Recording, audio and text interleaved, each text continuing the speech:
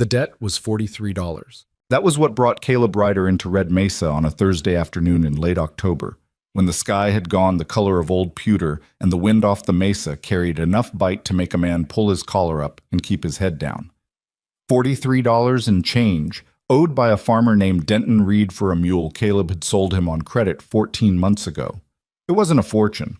For a man of Caleb's holdings, 300 acres of working ranch land, 40 head of cattle, a crew of 8, $43 was the kind of money that went into a ledger and mostly stayed there, accumulating dust alongside half a dozen other small debts that Caleb tracked more out of principle than necessity. But principle mattered to him. It always had. He tied his horse outside the Dusty Flats Saloon, which was the only establishment in Red Mesa that stayed open past 4 in the afternoon, and also the most likely place to find Denton Reed at any hour of the day. The town itself wasn't much to look at. A main street, a feed store, a post office with a sagging porch, a church that doubled as a schoolhouse, and roughly 40 souls who scraped their livings out of the hard clay soil and called it enough. Caleb had passed through a dozen towns like it in his 38 years. They all had the same particular smell: dust, manure, wood smoke, and something underneath all of it that might have been desperation, if desperation had a scent. He pushed through the saloon doors and let his eyes adjust. The place was dim and smelled of spilled beer and tobacco. 3 men played cards at a corner table. The barkeep, a wide man named Tolly with a gray mustache the size of a small animal, stood polishing a glass that was never going to be truly clean. 2 ranch hands Caleb didn't recognize were drinking quietly at the far end of the bar, not looking at anyone. And there was Denton Reed. He was sitting at a table near the middle of the room, which told you something about him right away. A man with nothing to hide, or a man too drunk to care about positioning himself near an exit. His hat was pushed back on his head, his shirt was stained in a way that suggested it had been stained for some time, and he had the particular slack-jawed look of someone who had started drinking before noon and never quite stopped. There was a bottle in front of him, nearly empty. There was also a young woman standing beside his table. Caleb noticed her the way you notice something wrong in a familiar room.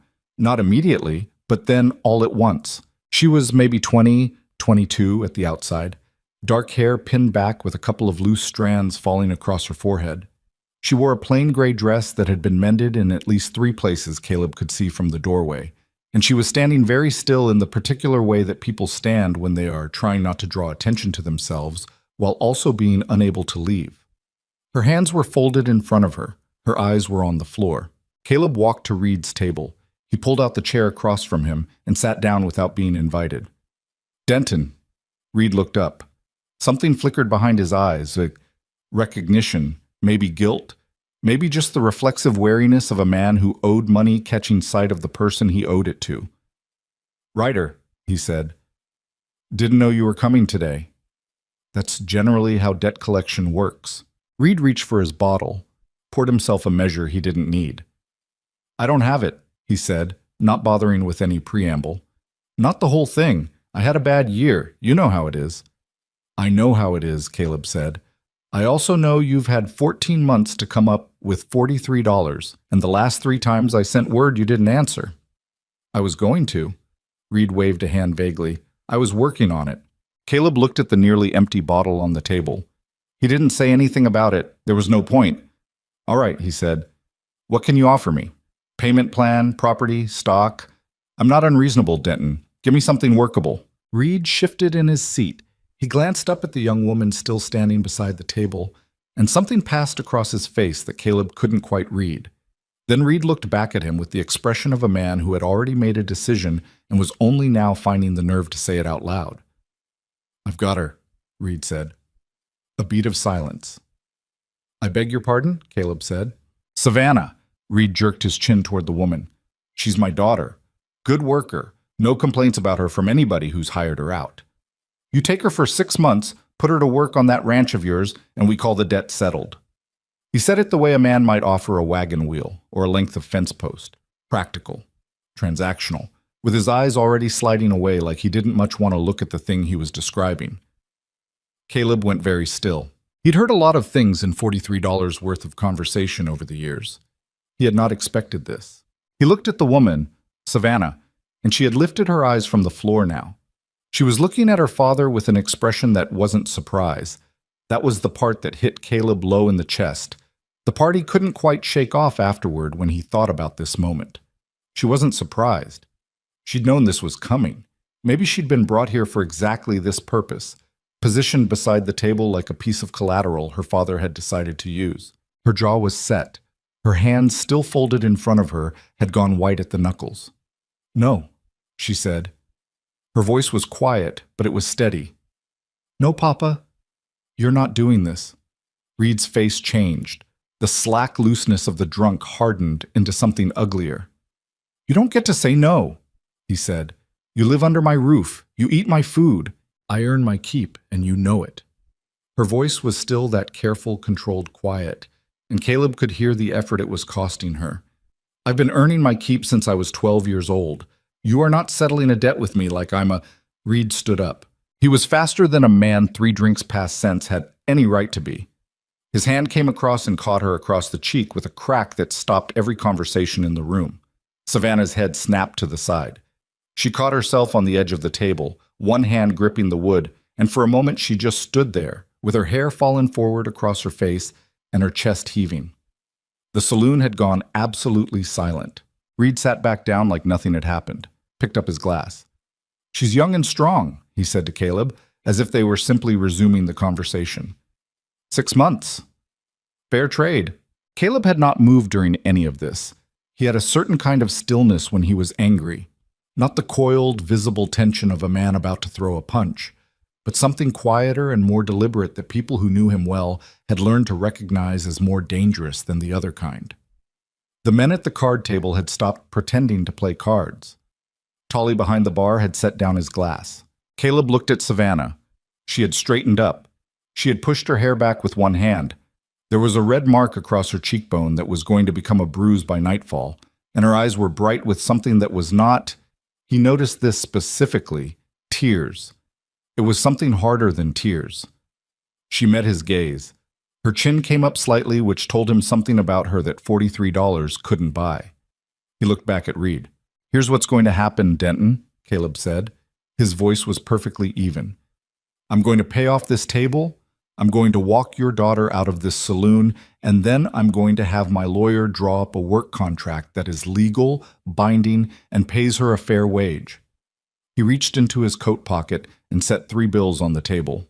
"Not $43. More than $43. Significantly more. That covers what you owe me, and it covers a fair wage advance for the first month of her employment. After that, she's paid weekly, and every dollar goes to her, not to you. We're settled." Reed stared at the money, then at Caleb.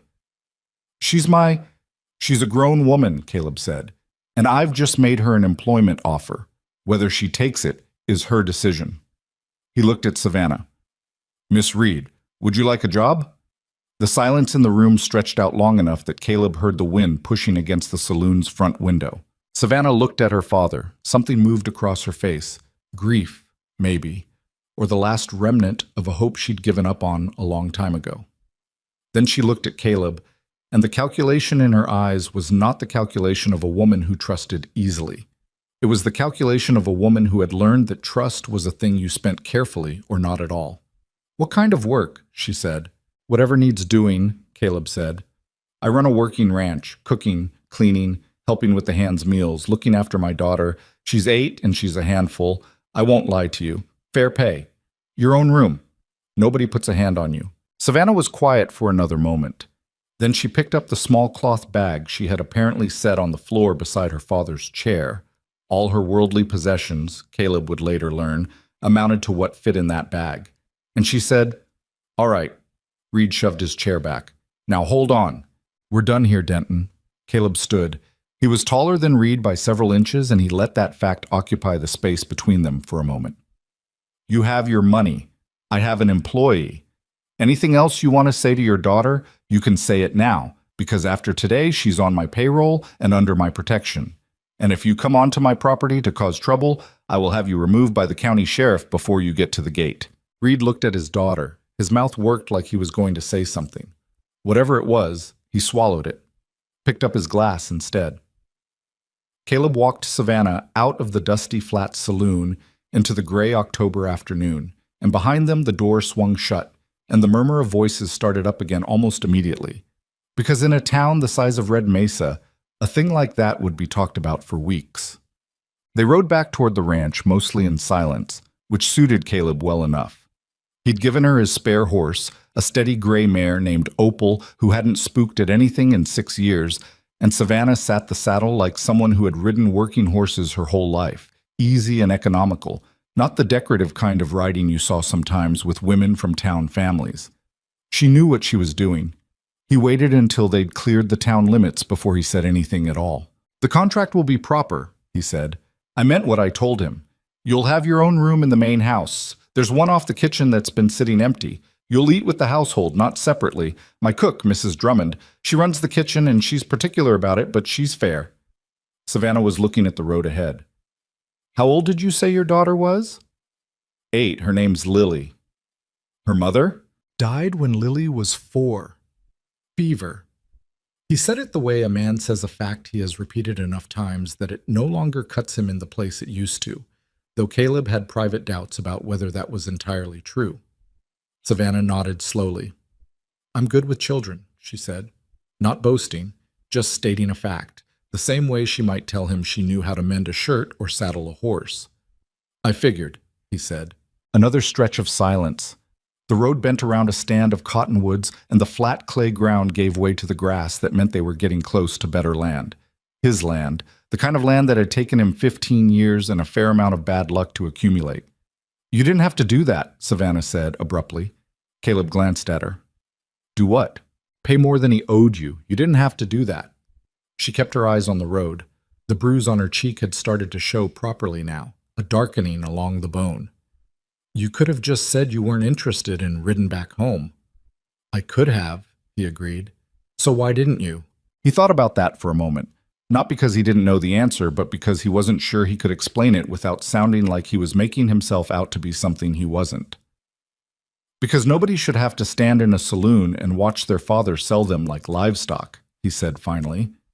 "And because you didn't look like a woman who'd been given very many fair offers in her life." Savannah didn't respond to that, but he noticed her shoulders drop very slightly, a small release of tension that she probably wasn't even aware of. The ranch was called the Double R, though Caleb had inherited that name from the previous owner and had never felt strongly enough about it to change it. It sat at the end of a half-mile track off the main road, a collection of buildings arranged around a hard-packed central yard.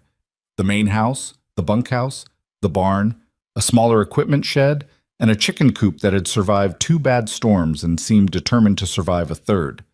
The main house was timber-framed in 2 stories, not grand by any Eastern standard, but solid, with a wide porch across the front that caught the afternoon sun. When they rode in, 2 of the hands were mending fence near the barn.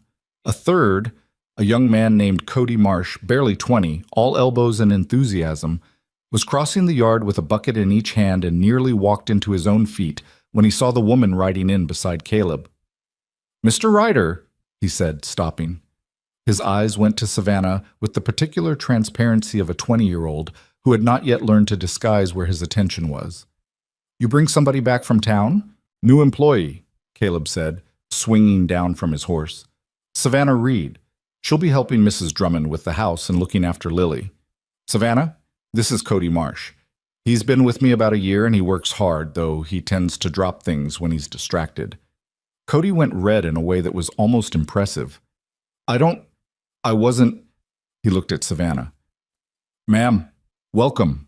"Thank you," Savannah said, and the corner of her mouth moved in a way that wasn't quite a smile, but might have been a near relation to one. Mrs. Drummond was in the kitchen, as she almost always was, a small, iron-haired woman of 60-something who had been cooking for ranch crews since before most of her current employers were born, and had very clear opinions about her domain, her recipes, and the correct way to do nearly everything. She took one look at Savannah, at the bag in her hand, the mended dress, the bruise that was now fully visible on her cheekbone, and then at Caleb, and her expression shifted through several things in rapid succession before settling into something brisk and practical. "Room off the kitchen's got a good bed," she said. "I'll put fresh linen on it. You hungry?" "I'm all right," Savannah said. "That wasn't what I asked," Mrs. Drummond said pleasantly. "Sit down, there's stew." Something in the matter-of-factness of that. No pity, no performance, just a bowl of stew offered to someone who looked like they hadn't eaten a proper meal recently, seemed to catch Savannah off guard. She sat down at the kitchen table, and Mrs. Drummond put a bowl in front of her, and that was that.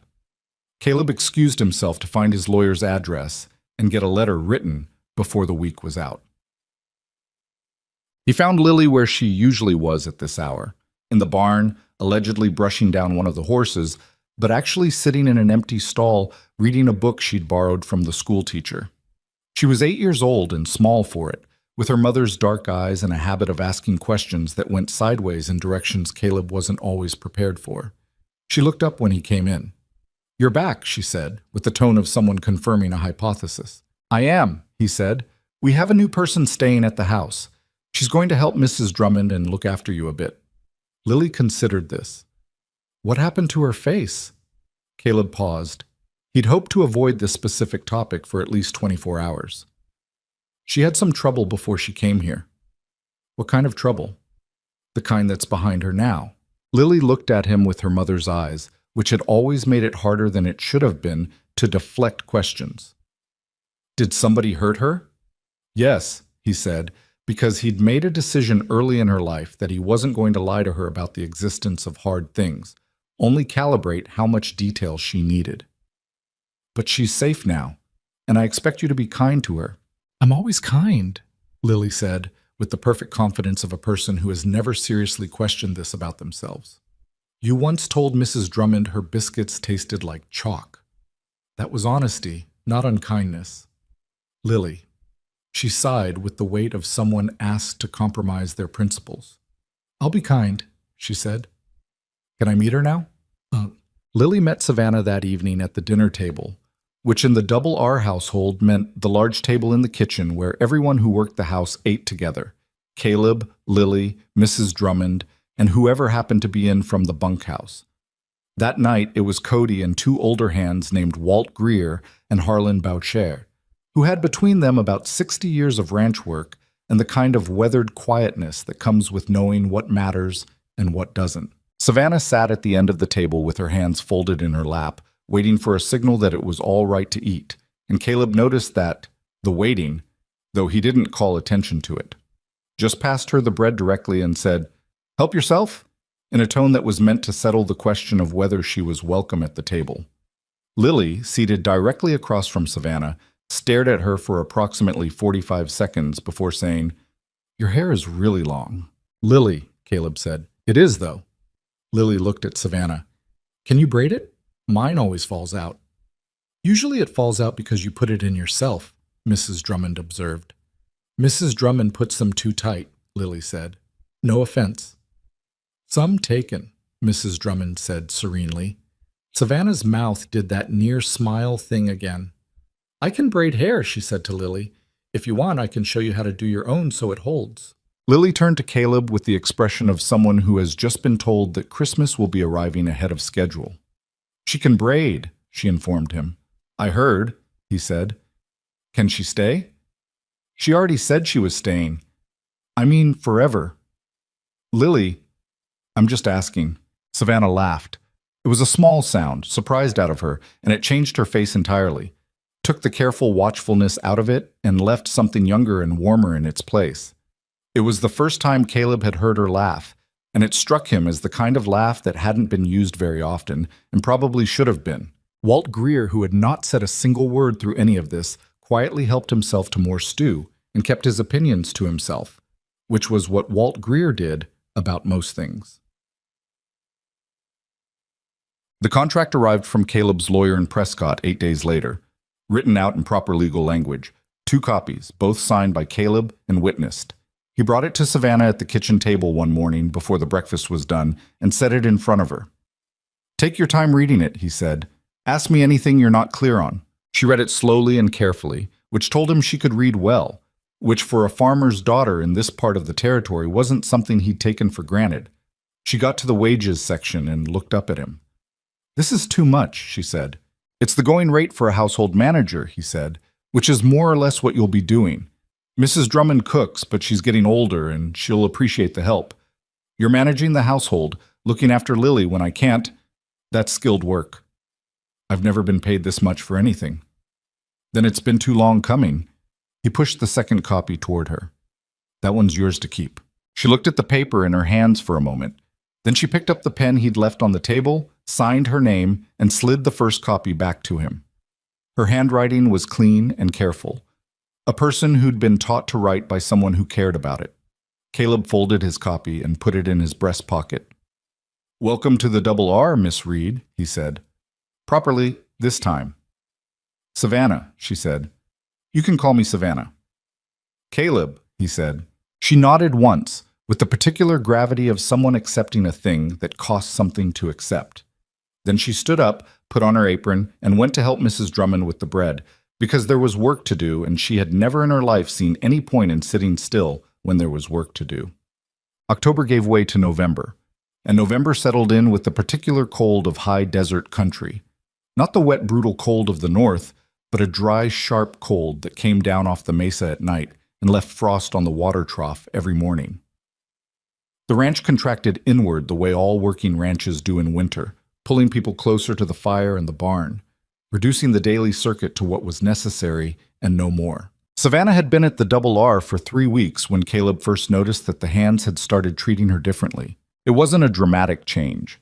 It was the slow accumulation of small things, Walt Greer holding the barn door for her without being asked, Cody offering to carry the heavy supply boxes from the wagon when deliveries came, Harlan Boucher saying, "Good morning," to her first instead of waiting to be spoken to, which was not something Harlan did with anyone as a rule. The men who ate at the house table started setting their plates on the sideboard when they were done instead of leaving them where they sat, because Savannah had asked once, politely, and they had done it, and then kept doing it without being asked again. She earned things rather than taking them, which Caleb respected. She didn't arrive trying to charm anyone or position herself as something she wasn't. She did the work that was in front of her. She did it well, and she paid attention to what people needed before they said it out loud. Mrs. Drummond, who had greeted the idea of help in her kitchen with the mild suspicion of a craftsman wary of interference, had within 2 weeks begun consulting Savannah on the week's menus, which was roughly the equivalent of being granted citizenship. With Lily, it was something else entirely. Lily was not a difficult child in the way that people sometimes mean when they call a child difficult. She wasn't cruel or destructive or disobedient in any serious way. She was difficult in the way of a very intelligent person who has not found enough to occupy her intelligence, and who has been raised largely among adults, and therefore sometimes forgets to act like an 8-year-old. She had a tendency to correct people when she knew they were wrong, a complete inability to pretend to find something interesting when she found it boring, and a habit of asking questions that made her father and Mrs. Drummond look at each other over her head and wonder, separately, where she'd gotten the idea to ask things like that. Savannah didn't seem to find any of this particularly alarming. She taught Lily to braid her own hair, as promised, and then went further and taught her 3 other styles because Lily wanted to know them. She answered Lily's questions directly instead of deflecting them with the "ask your father" that Lily had learned meant the topic was uncomfortable. When Lily came back from school one afternoon in tears because a boy in her class had said something cutting about her dead mother, the kind of casual cruelty that children deploy without understanding the weight of it, Savannah didn't make sounds or offer comfort that required nothing. She sat with Lily on the porch steps and said, "What do you want to do about it?" Lily blinked. "What?" "When someone says something like that," Savannah said, "you can ignore them, or you can say something back, or you can let it hurt and cry, and that's all right too. What do you want to do?" Lily thought about it with her characteristic seriousness. "I want to say something back," she said, "but I don't know what." "All right, let's think about it. Let's think about..." They sat on the porch steps for the better part of an hour, coming up with possible responses, evaluating them, discarding some, and keeping others. By the time dinner was ready, Lily had a small arsenal of things she could say, and also seemed somehow lighter, as though the act of preparing for the thing had removed some of its power over her. Caleb had heard most of this from inside the house through the screen door, and he had stayed inside because it wasn't his conversation, and he knew better than to interrupt it. But he thought about it afterward. He thought about it more than was probably necessary. The whispers started about 6 weeks in. Red Mesa was 40 minutes' ride from the ranch, but gossip traveled faster than horses in this part of the territory, carried by anyone who passed through. The feed store delivery, the traveling medicine man, the women who came to the church circle from a 20-mile radius every second Sunday. Caleb heard the first version of it from Cody, who had gone into town for supplies and come back with a troubled expression and too much silence.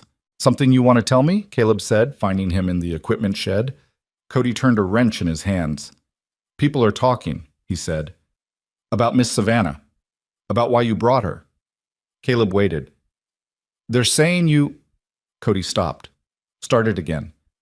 "The story they've got is that you bought her from her father, that she's living out here as your—" He stopped again. His face had gone red. "They're not saying anything respectful." Caleb was quiet for a moment. "What are you saying about it?" he said. Cody looked up quickly. "I'm telling them they're wrong," he said. "I've been here 6 weeks and I know exactly what's happening in this house. There's nothing—" He stopped. "I just thought you should know." "I appreciate it," Caleb said. He didn't tell Savannah, partly because he wasn't sure what good it would do, and partly because he suspected she already knew. She had a way of going still sometimes when something landed on her that she hadn't been expecting, and over the past week he'd noticed her doing that more. Brief moments of stillness that she covered quickly and didn't talk about. He found out she knew when he came into the kitchen late one evening and found her at the table with a cup of cold tea and the particular look of a person who has been sitting with something difficult for long enough that the tea went cold.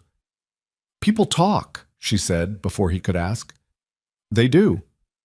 They think I'm your—" She looked at her hands. "I heard what they think." "I know. It doesn't bother you?" She looked up at him then, and there was something genuinely curious in it, not accusatory, just trying to understand him. "Your reputation—" "My reputation can handle it," Caleb said, pulling out the chair across from her. "People in this county have thought worse of me for less reason. It'll settle when they don't have anything new to say." Savannah looked at him for a long moment. "You really believe that?" "It's true. Most men would be—" She stopped, reconsidered whatever she'd been about to say. "Most men would care more about what people thought. Most men haven't been doing this long enough to know that people think what they want to and then move on to the next thing." He paused. "Does it bother you, what they're saying?" She was quiet for long enough that he knew it did. "I've been talked about before," she said finally. "I know how to survive it." "That's not the same as it not bothering you." She looked at him with something that might have been surprise or might have been recognition. That look people get when someone says a thing they've known but not expected to hear aloud. "No," she said, "it's not." She picked up her teacup, remembered it was cold, and set it back down. The kitchen was quiet around them, just the settling sounds of the house at night, the distant low of cattle from the direction of the field. "I'm not running, if that's what you're wondering," she said. "I'm not going anywhere." "I know you're not," Caleb said. She looked at him again, a quick studying look, and then she stood and took her cup to the sink and said goodnight, and went to her room off the kitchen. And Caleb sat at the table in the quiet house for another few minutes before going to bed, turning over something in his mind that he didn't have precise language for yet, and deciding, in the practical, forward-facing way he made most decisions, that he didn't need to name it right now. There was work in the morning. There was always work in the morning. "All?" Victor Crane arrived in Red Mesa 2 weeks before Christmas, which everyone in the county noticed because Victor Crane's arrivals were not quiet affairs. He came with a wagon, a manservant, a canvas tent full of merchandise samples, and the particular air of a man who believed that any territory could be improved by his presence in it. He had money from the Eastern Rail Companies, a finger in 3 different land development schemes, and a smile so well practiced it had become impossible to tell whether anything behind it was genuine. He was 45, well-dressed by the standards of the frontier, and divorced in the way that rich men of a certain era were divorced, the wife in question having retreated to the east with a settlement and a silence that had been purchased rather than earned. Caleb knew him slightly, the way ranchers knew anyone who might want to buy or sell land in the territory. They'd had 2 or 3 civil conversations over the years, which was about as much warmth as either of them required. He ran into Crane at the feed store the first week of December, which was not unusual, and they talked briefly about cattle prices and the incoming winter, which was also not unusual. Crane mentioned he was in the area for several weeks, settling some business questions he hadn't been able to resolve from a distance. "Land?" Caleb asked.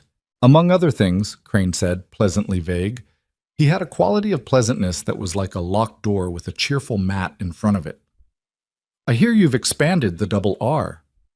Some, Caleb said, and taken on some new household help. It was said in the exact tone of a man testing a fact he's already confirmed through other channels.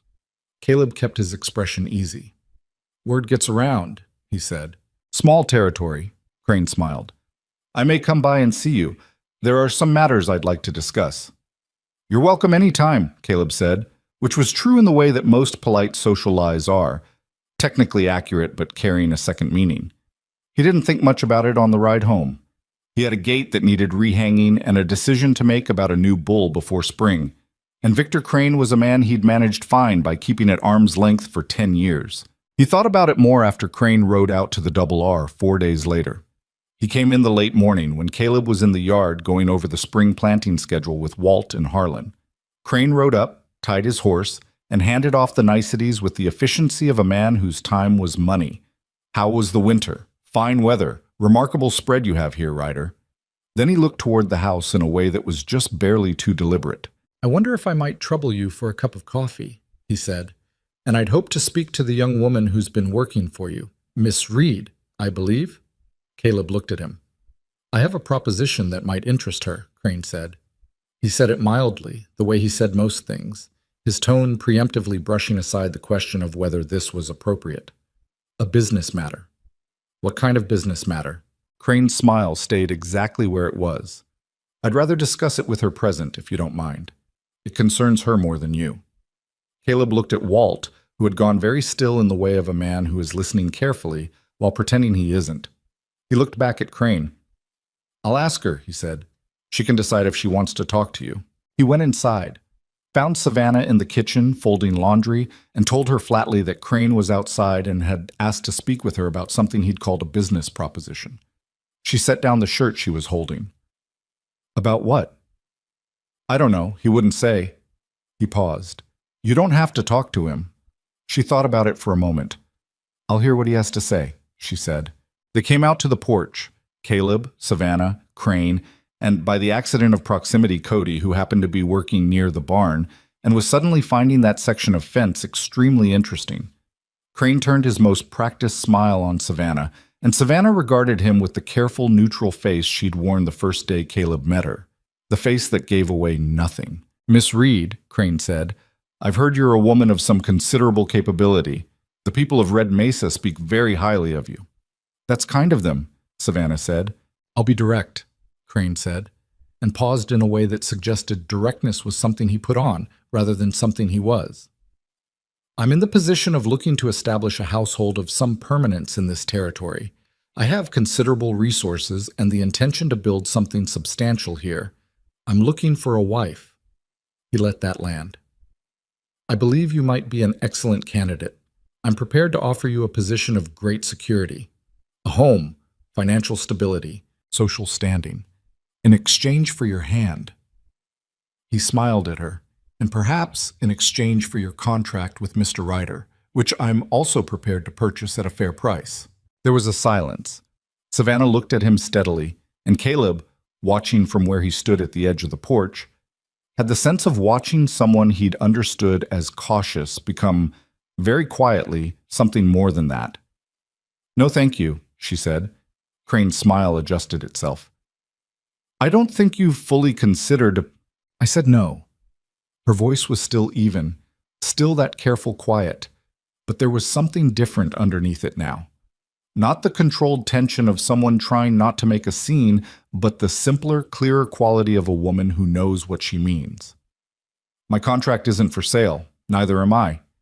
I appreciate the offer, Mr. Crane, but I'm not interested in it. Crane looked at Caleb. The pleasantness in his face had developed a small, hard quality at the edges, the way lacquered wood develops cracks when the temperature changes. Perhaps you could speak to her, he said, as her employer. She gave you her answer, Caleb said. A beat. Crane looked between them. I see, he said, with the particular evenness of a man putting something on a shelf to be dealt with later. Well, thank you for your time. He put his hat on with a deliberate movement and walked to his horse and rode out without looking back. Walt had apparently been needing to fix that section of fence very badly because he was still there. He said nothing. He just watched Crane ride away and then looked at Caleb and then went back to his fence with an expression that was doing a great deal of work to be absolutely neutral. Savannah had turned and gone back inside. Caleb stood on the porch in the cold December air and watched the dust from Crane's horse settle on the road and felt a thing he could not precisely name, something between relief and something else, something that was going to take him some time to look at directly. He went inside. There was work in the morning. There was always work in the morning. But the work, from that point on, carried something in it that it hadn't carried before, a weight of attention, a quality of noticing.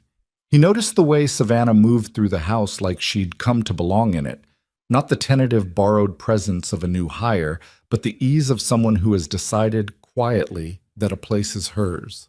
He noticed the way Lily gravitated toward her, the way the 8-year-old who had always held herself a little apart had started bringing her questions and her problems, and occasionally her half-finished drawings to the woman who sat at the kitchen table in the evenings and made room for her without comment. He noticed that when he came in from a long day and Savannah was in the kitchen and she looked up and said something ordinary, asked about the cattle, mentioned a repair that needed doing, told him Lily had done something remarkable or infuriating at school, the particular quality of coming home felt different than it had for the 4 years since his wife had died. He noticed all of this. He filed it in the same internal shelf where he kept things that required more careful thinking before he was ready to do anything about them. December moved towards Christmas with the slow ratcheting cold of a high desert winter, and the double R settled into its holiday rhythms. Mrs. Drummond's extra baking, Lily's mounting excitement, the hands putting together the small gestures of celebration that working men far from family cobble together every year on ranches across the territory. And under all of it, like a base runner waiting on a signal, the business that Victor Crane had called a proposition and Savannah had called no, which had not ended the way Crane intended, and which, though no one on the double R knew it yet, was nowhere near finished. The new year came in cold and without ceremony. January on the Mesa was a month that demanded nothing romantic from the people living through it. No sentiment, no reflection, just the daily arithmetic of survival. Keep the animals fed, keep the pipes from freezing, keep the firewood stacked higher than you think you'll need it. The double R ran on a stripped-down winter schedule that meant longer hours in worse conditions for everyone, and the particular camaraderie that forms between people who are cold and tired together and choose not to complain about it. Savannah had been on the ranch for nearly 3 months by the time January settled in, and whatever trial period might have existed in anyone's mind, hers, Caleb's, the Hands, Mrs. Drummond's, had quietly passed without anyone formally declaring it over.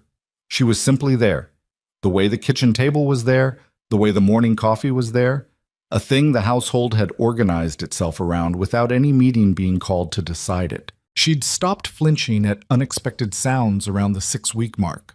Caleb had noticed it the way he noticed most things about her, obliquely, without making it a point of observation, cataloging it privately and moving on. Before that, any quick movement near her, any voice raised above conversational level, had produced a very small but unmistakable physical response. A slight drawing inward, a shift of weight, the body making itself less of a target before the mind had time to assess whether that was necessary. He'd instructed the Hands, without explaining why, to knock before entering any room she might be in and to keep their volume down in the house. None of them had asked for a reason. By January, she walked through the house like a person who expected to be treated ordinarily, which was both a small thing and not a small thing at all. She and Lily had settled into a routine that had the comfortable shape of something that had been going on much longer than 3 months. Mornings, Savannah braided Lily's hair while Lily ate breakfast and talked, which Lily always did at length and with commitment. Afternoons, when Lily came back from the schoolhouse, there was a period of approximately 20 minutes during which Lily deposited the entire contents of her day. Everything that had happened, everything someone had said, everything that was unfair or interesting or confusing, into whatever room Savannah happened to be working in, and Savannah listened and responded with the particular quality of attention that Lily, who was smart enough to tell the difference, had decided was real. It was during one of these afternoon sessions, on a Tuesday in the 2nd week of January, that Lily mentioned Victor Crane. Mabel Hutchins says her father thinks Mr. Crane is going to buy the Alderman property, Lily said, sitting on the kitchen counter in a position Mrs. Drummond had banned and Savannah had not yet gotten around to enforcing. The big one, east of town. Mabel says her father says Mr. Crane has enough money to buy half the county if he wanted. Savannah was rolling out biscuit dough. She didn't look up. Mabel's father probably knows more about it than I do. Mabel says her father says... Lily stopped. Actually, Mabel says a lot of things her father says. I wonder if Mabel has her own opinions. She's 8, Savannah said. Give her time. I'm 8. You have opinions enough for both of you, and then some. Lily appeared to take this as a compliment, which was probably the correct reading. She swung her feet against the cabinet. Do you think Mr. Crane is going to come back here? Savannah pressed a biscuit cutter into the dough. What makes you ask that? Because he looked like someone who doesn't like not getting what he wants, Lily said, with the frankness of a child who has not learned to soften observations. When he rode away, I was watching from the upstairs window, and he looked, she searched for the word, organized, like he was already thinking about the next thing. Savannah set down this cutter.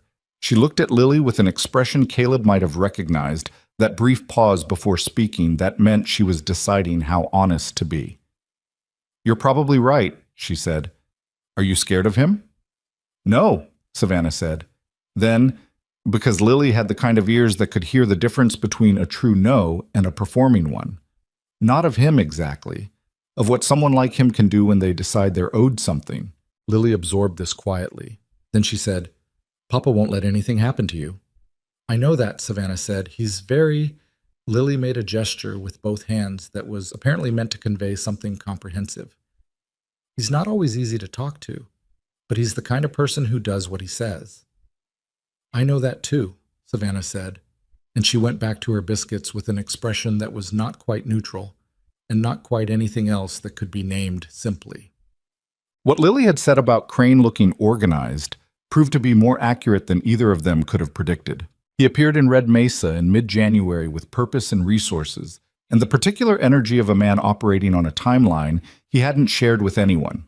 He bought the Alderman property, 1,200 acres east of town, significantly more land than any single man needed for anything other than leverage.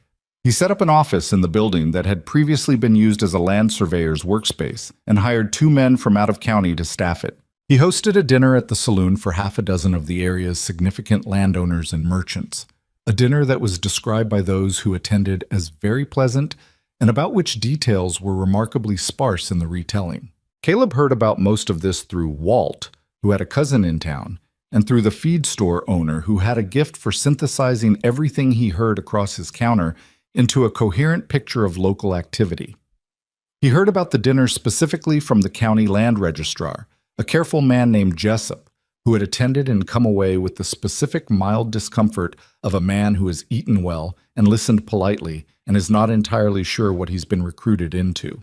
He's buying up access rights, Jessup told Caleb over coffee in his small office in Red Mesa. Quietly, water rights, grazing easements, the road corridor along the eastern edge of the mesa. Nothing illegal, just strategic. Strategic toward what? Caleb said. Jessup turned his coffee cup in his hands. He was a careful man by profession and by nature, and he took his time. The railroad's been talking about a spur line through this county for 3 years, he said. If it comes through, the property along the eastern corridor becomes the most valuable land in the territory. Anyone who controls the water rights and the road access in that area. He stopped. Controls the railroad's options, Caleb said. And anyone who might want to expand in the east direction, Jessup said. Caleb looked at him. My eastern boundary. Jessup looked at his coffee. I'm not telling you anything official, he said. I'm just telling you what I see. Caleb rode home thinking about easements and spur lines and Victor Crane's particular quality of pleasantness, and thinking also about a woman who had said no to that pleasantness without flinching, and about what it meant when men like Crane said they were interested in something, and then kept maneuvering after being told that interest wasn't welcome. He didn't sleep especially well that night. Crane came back to the Double R on a Saturday afternoon in late January, and this time he brought a different kind of visit.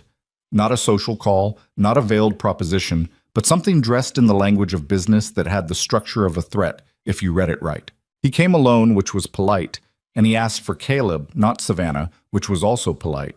And the three of them ended up on the porch in the winter cold because Caleb had no intention of inviting him past the door, and Crane had apparently decided not to object to that. Savannah had come out because she'd been in the front room when Crane arrived, and there'd been no graceful way to absent herself, and because Caleb suspected she hadn't wanted to. She sat in the porch chair to Caleb's left with her hands folded in her lap and her face arranged in the same careful neutral it always wore for Crane. Crane's proposition, delivered with the brisk warmth of a man who considers himself good at this, was simple. He wanted to purchase the eastern 40 acres of the Double R, along with the associated grazing rights and the road easement that ran along the property's boundary. He offered a price that was fair by standard measures, perhaps a few percent above market. Not interested, Caleb said. I haven't. Crane smiled. I haven't laid out the full terms yet. I don't need the full terms. That land sits between my water source and my east fields. I don't sell land that I can't replace the function of. Crane nodded slowly, like a man receiving information he'd already accounted for. I understand your hesitation, he said. Let me add that I'm prepared to offer you a continued easement access, properly documented, for a period of Caleb kept his voice level. I said no. I'm not going to get to yes by hearing more of it. A pause. Crane looked at Savannah, which Caleb noticed and did not like.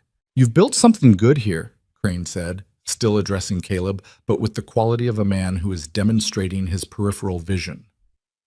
A working ranch, a household. You've clearly got an eye for investments. The word was measured and left just enough space around it to mean more than one thing. I respect that. I just wonder whether, given certain realities of the territory, it makes sense to position yourself against someone who's going to be a significant presence in this county for the foreseeable future. There's a way of doing this that works for everyone. There's a way of doing this where I keep my land and you find a different route for whatever you're building, Caleb said. That works for me. Crane looked at him for a moment. The pleasant surface was entirely intact, but underneath it something had shifted, a very small recalibration. Well, he said, I appreciate your directness. You're welcome to come back when you're not asking for something I've already declined, Caleb said. Until then, I've got work. Crane stood, put on his hat. He looked at Savannah one more time, not the obvious looking of a man asserting ownership, but something more indirect and therefore harder to object to. Miss Reed, he said, I hope the winter's treating you well. Fine, thank you, Savannah said. He rode away. The dust settled. The cold came back in off the mesa where it had been waiting. He's not done, Savannah said quietly. No, Caleb said. He's not. She was quiet for a moment, then, what does he actually want, the land or, both, Caleb said. Maybe the land more. The other thing because he doesn't like being told no. He stood. He'll try something different next time. They always do. They, she said, with a flatness that told him she knew exactly the category of men he meant, had known it long before Victor Crane arrived in this county. Come inside, he said. It's cold. She stood and followed him in, and Mrs. Drummond, who had been very busy with something in the kitchen that kept her near the window with a clear line of sight to the porch, turned back to her stove with the expression of a woman who has seen enough and formed her opinion and will keep it until asked. February came, and with it a loosening. Not warmth exactly, but the first faint suggestion that the cold was finite, that somewhere in the biology of the land something was beginning to stir. The days got longer by measurable increments. The cattle moved differently. Even the horses seemed to have an opinion about it. Savannah had taken on, in the last weeks, the additional responsibility of the household accounts, which had been kept by Caleb in a ledger that was accurate but not well organized, a record of what had been spent, but not a tool for understanding patterns. She had asked, tentatively, if she might look it over. She'd kept her father's accounts before she understood why that was a cruel joke, a woman maintaining the financial records of a man who saw her as part of the inventory. Caleb had handed her the ledger without conditions, and she had spent 3 evenings reorganizing it into something that actually said something useful. She brought it to him one evening in the front room, where he was working through correspondence, and laid it on the desk with a column she'd added that she hadn't been asked for, a comparison between what the ranch was spending on feed versus what it was producing per head, adjusted for the winter reduction. You're overpaying for the Eastern supplier, she said, without preamble. There's a mill in Prescott that charges less per hundredweight and has better quality, according to the Hartley Ranch. I asked Mrs. Drummond, and she said Walt mentioned them once. If you switched, you'd save about $60 over the course of the year. Caleb looked at the numbers. They were right. He looked up at her. I've been using Jensen because I've been using Jensen for 10 years, he said. I know, he's still got better prices on hardware. She pointed to another column. I'd keep that relationship, just not the feed. He looked at the work she'd put into it. The clean columns, the added comparisons, the way she'd preserved the original structure while adding a layer that made it actually useful. This is good, he said. I can keep doing it, she said. Monthly, if you want. I want, he said. She took the ledger back, but she didn't leave immediately. She stood at the edge of his desk with the ledger in her arms, and a quality of wanting to say something that she was deciding whether to say. What? He said. I've been thinking about Crane, she said. That makes two of us. He's not going to give up on the land just because you said no. She set the ledger down and pulled the other chair up without being asked, something she wouldn't have done in October, and the fact that she did it now without thinking said something that Caleb noted quietly. I think he's going to try to make things difficult for you. Not directly. He's not that kind. He'll do it through the county, though. The land office, the water rights board, whatever pressure points he can reach. Probably, Caleb said. Then you need to be in front of it. She looked at him steadily. The water rights on your eastern boundary. Do you have them properly documented? Not just the original land grant, but the current county records? He thought about it. The original grant, yes. County records. He paused. I had a survey done 6 years ago. Whether it's registered with the current board, I'm not certain. Then you should be certain, she said, before Crane's people are. Caleb looked at her. In the lamplight, with the ledger on the desk between them and the easy directness of someone who had decided to stop waiting for permission to be useful, she looked entirely different than the woman who had stood beside her father's table in the dusty flats, with her hands folded and her eyes on the floor. The shape of her face was the same. Something behind the eyes was not. When did you start thinking this way? He said. She seemed slightly surprised by the question. What do you mean? Strategically. The accounts, the land records. He wasn't sure how to say it without sounding like he was underestimating what she'd been before. You've been thinking about the ranch's vulnerabilities. She was quiet for a moment. I've always thought this way, she said. I just never had anything that was worth protecting before. The room was quiet. The fire had burned down some. Caleb said, I'll go to the county office next week. I'll come with you, she said. If that's all right. I know how land records are organized. I used to help the county clerk in Red Mesa when I was younger, before... She stopped. I know how to find things in those files. All right, he said. She picked up the ledger and said goodnight and went to her room, and Caleb sat in the front room with the lamp burning and thought about what she'd said. I never had anything worth protecting before, and felt the weight of that settle somewhere in his chest and stay there. Tut. They went to the county office in Prescott on a Thursday, which was a full day's ride. Caleb brought Walt along for the company on the road, and because Walt had a gift for being useful in situations where extra hands were required, and Savannah rode Opal in the kind of easy silence that had become their default on long stretches, comfortable in a way that neither of them had decided to make comfortable, it had just arrived that way. The county records office was staffed by a young man named Perch, who had the look of someone who had expected his clerical career to involve less actual work than it did, and who responded to Savannah's specific and organized questions about the Eastern Water Rights registration with the slightly pained efficiency of a person who could see he was dealing with someone who actually knew what she was asking about. She found the gap in 40 minutes. It was not a large gap, and not an intentional one. A registration that had been filed with the original land office before the county reorganized its record-keeping structure, and which had not been transferred to the new system when the reorganization happened. Not invalid, just invisible in the current index. If someone were searching the current county records for competing claims on that water corridor, they wouldn't see Caleb's standing registration. They'd see an apparent vacancy. This needs to be refiled under the current structure, Savannah told Perch, with a tone that was not unkind but also was not asking. Today, if possible. The original documentation is here. She laid out the papers she'd brought, and it predates any other claim on that corridor by 11 years. Perch looked at the papers, looked at Caleb.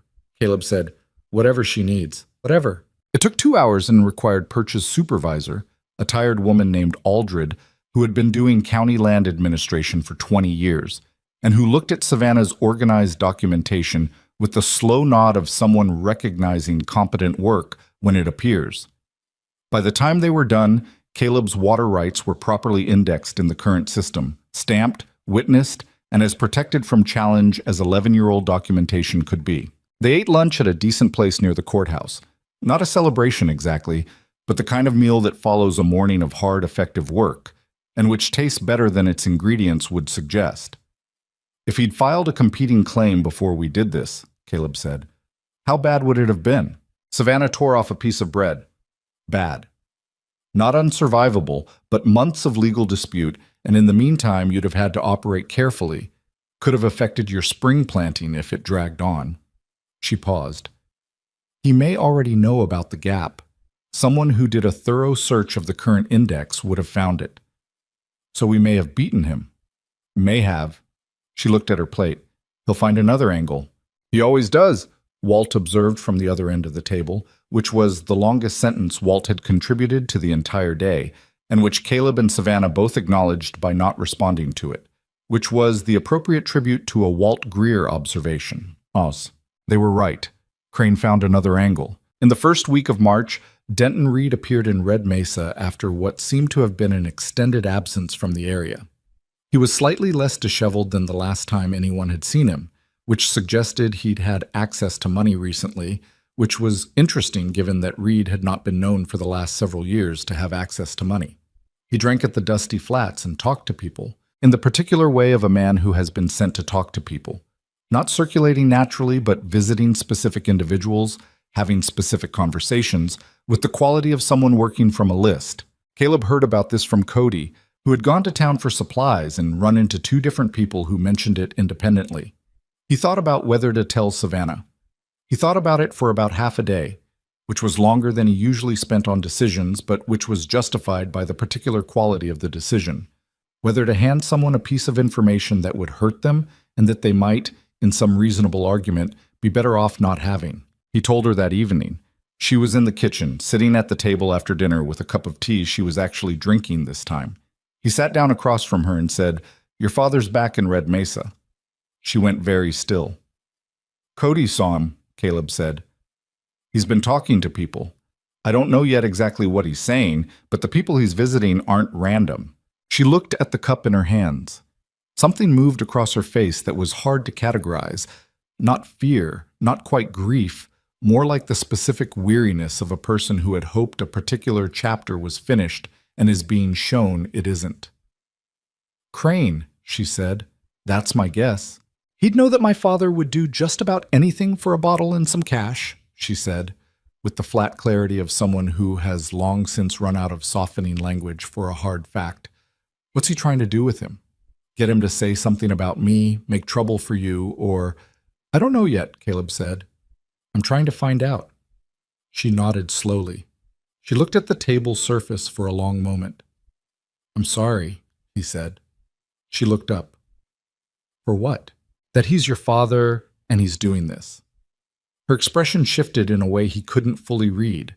Not the shuttered neutrality she'd had in the beginning, but something more complicated. Like a room where several things are happening at once, and the light is dim enough that you can't be sure of all of them. "He's been doing one version or another of this my whole life," she said. "He doesn't get to keep being the thing that breaks me."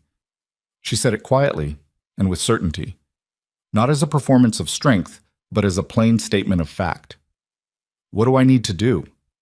"Right now, nothing," Caleb said. "Let me find out what he's actually saying before we decide how to respond to it." "All right." She picked up her cup. "Thank you for telling me." "I wasn't sure if I should."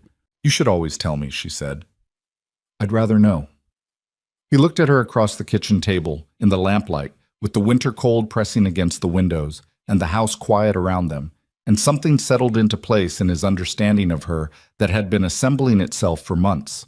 The way she was built, the grain of her, what she was made of under all the things she'd had to survive to get to this kitchen table. It wasn't a soft thing. It wasn't supposed to be. "Savannah," he said, and then stopped because he wasn't sure what he'd meant to say after that. Her name, maybe. Just that. She looked at him. "Nothing," he said. "Good night." "Good night, Caleb." He went upstairs. He did not sleep especially well, but this time it had less to do with Victor Crane and land records and more to do with the quality of the silence that had existed in the kitchen after he'd said her name. March moved through its weeks with the grudging yielding of a territory that doesn't let go of winter easily.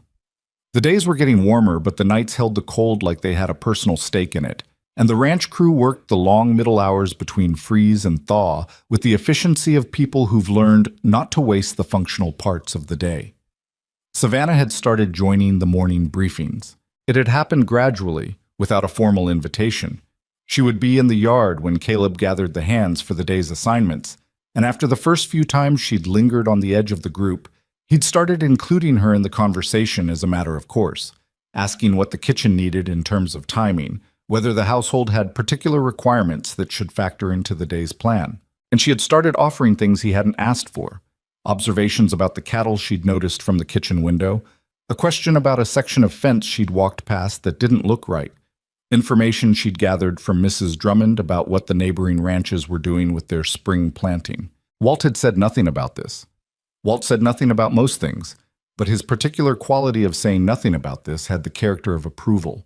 Harlan, who was older and had more opinions, had made one comment in Cody's hearing about women who didn't know their place, which Cody had relayed to Savannah with the transparent intention of gauging her response. She had said, "Tell Harlan that if he can do the accounts and manage the kitchen and tell you all what each of you needs to hear before you know you need to hear it, I'll gladly let him have his place." And Cody had delivered this message with poorly concealed enjoyment, and Harlan had subsequently said nothing further about the subject. It was during one of these morning briefings on a Thursday in the third week of March that Caleb told them Crane had formally applied to the Water Rights Board for a review of the Eastern Corridor access. Not a competing claim exactly, but a challenge to the historical documentation, arguing that the original survey predated current standards and should be reevaluated. The hands received this with the quiet gravity of people who understand what water means on a working ranch. "He's been told the documentation is solid," Caleb said. Jessup confirmed it, but a formal review can take time, and in the meantime, it creates uncertainty. He looked around the group. "I need to know if anyone's been approached by Crane's people, directly or indirectly. If he's trying to get witnesses or testimony about the ranch's historical water use, I want to know." No one said anything. Then Cody raised his hand slightly, which was a very Cody gesture. "A man came by the feed store last week when I was in town," he said. "Asked me questions, said he was doing a survey for the county. Asked about how long I'd worked here, what the water situation was like on the East Fields." He paused. "I didn't know if I should have said anything." "What did you tell him?" "Nothing useful," Cody said. "Said I didn't handle the water side of things, which is true. But I didn't know if I should have told him to go away." "If it happens again," Caleb said, "you don't answer anything. You say you need to speak to me first. That goes for all of you." They nodded. Savannah was standing at the edge of the group, and she was looking at something in the middle distance with an expression Caleb had come to recognize as her thinking face. After the briefing broke up, she stayed. "He's building a record," she said when the others were out of earshot. "Yes, which means he's planning to use the review as the opening move, not the main one." She squinted at the east fields, just visible past the barn. "He wants to tie you up in the review long enough to file something else, an adjacent claim, a grazing dispute, something that benefits from your attention being elsewhere." She looked at him. "Is there anyone on the Water Rights Board who owes him something?" Caleb thought about it. "Possibly. Board member named Cassidy has been friendly with Crane's business interests. I've heard rumors about their arrangement, but I can't prove anything." "Then you need someone on the board who owes you something," she said, "or someone whose judgment is unimpeachable. The review process has a public comment period. I read the board charter last week." She said this without apparent awareness of how unusual it was to have read the Water Rights Board charter for recreational purposes. "If you submit documentation and supporting testimony during the comment period, A sympathetic board member can extend the record-gathering phase, buys you time, and creates a more complete record in your favor. But Caleb looked at her for a moment. "What?" she said. "Nothing," he said. Do you know how unusual you are?" She blinked. Something shifted in her expression. Not pleased exactly, more like startled, the way a person looks when they've been expecting a criticism and received something else entirely. "I just pay attention," she said. "Most people pay attention to different things." She looked away. The east fields were pale gold in the morning light, and the sky above the mesa was the particular clear blue of a high desert March morning, the kind of blue that seemed to promise something without quite specifying what. "Who can you trust on the board?" she said, returning to practical ground the way she always did when a conversation started to move towards something harder to navigate. "Jessup can give me names," he said. "I'll write out this week. I'll draft a summary of the documentation," she said, "for the public comment record, in case you need it." "All right." She nodded and went back inside, and Caleb stood in the yard for a moment longer, looking at the east fields and the blue sky and the particular shape the morning had taken, and feeling something that had been gathering for months settle into a form he was almost ready to name. Spring came, and with it a slow shift in the quality of the ranch's days. The work expanded back out from its winter contractions, the crew larger by 2 hands hired for the busy season, the fields coming alive in the specific stubborn way of high desert growth, not lush, not romantic, but persistent in a manner that suggested it had been doing this long before anyone was watching and would keep doing it long after. Savannah was still there. He thought about that sometimes, in the uncomplicated way you think about things that are simply true. She was still there, and the woman who was still there bore some resemblance to the woman who had signed a work contract at this kitchen table in November, but was not entirely the same person. She held herself differently.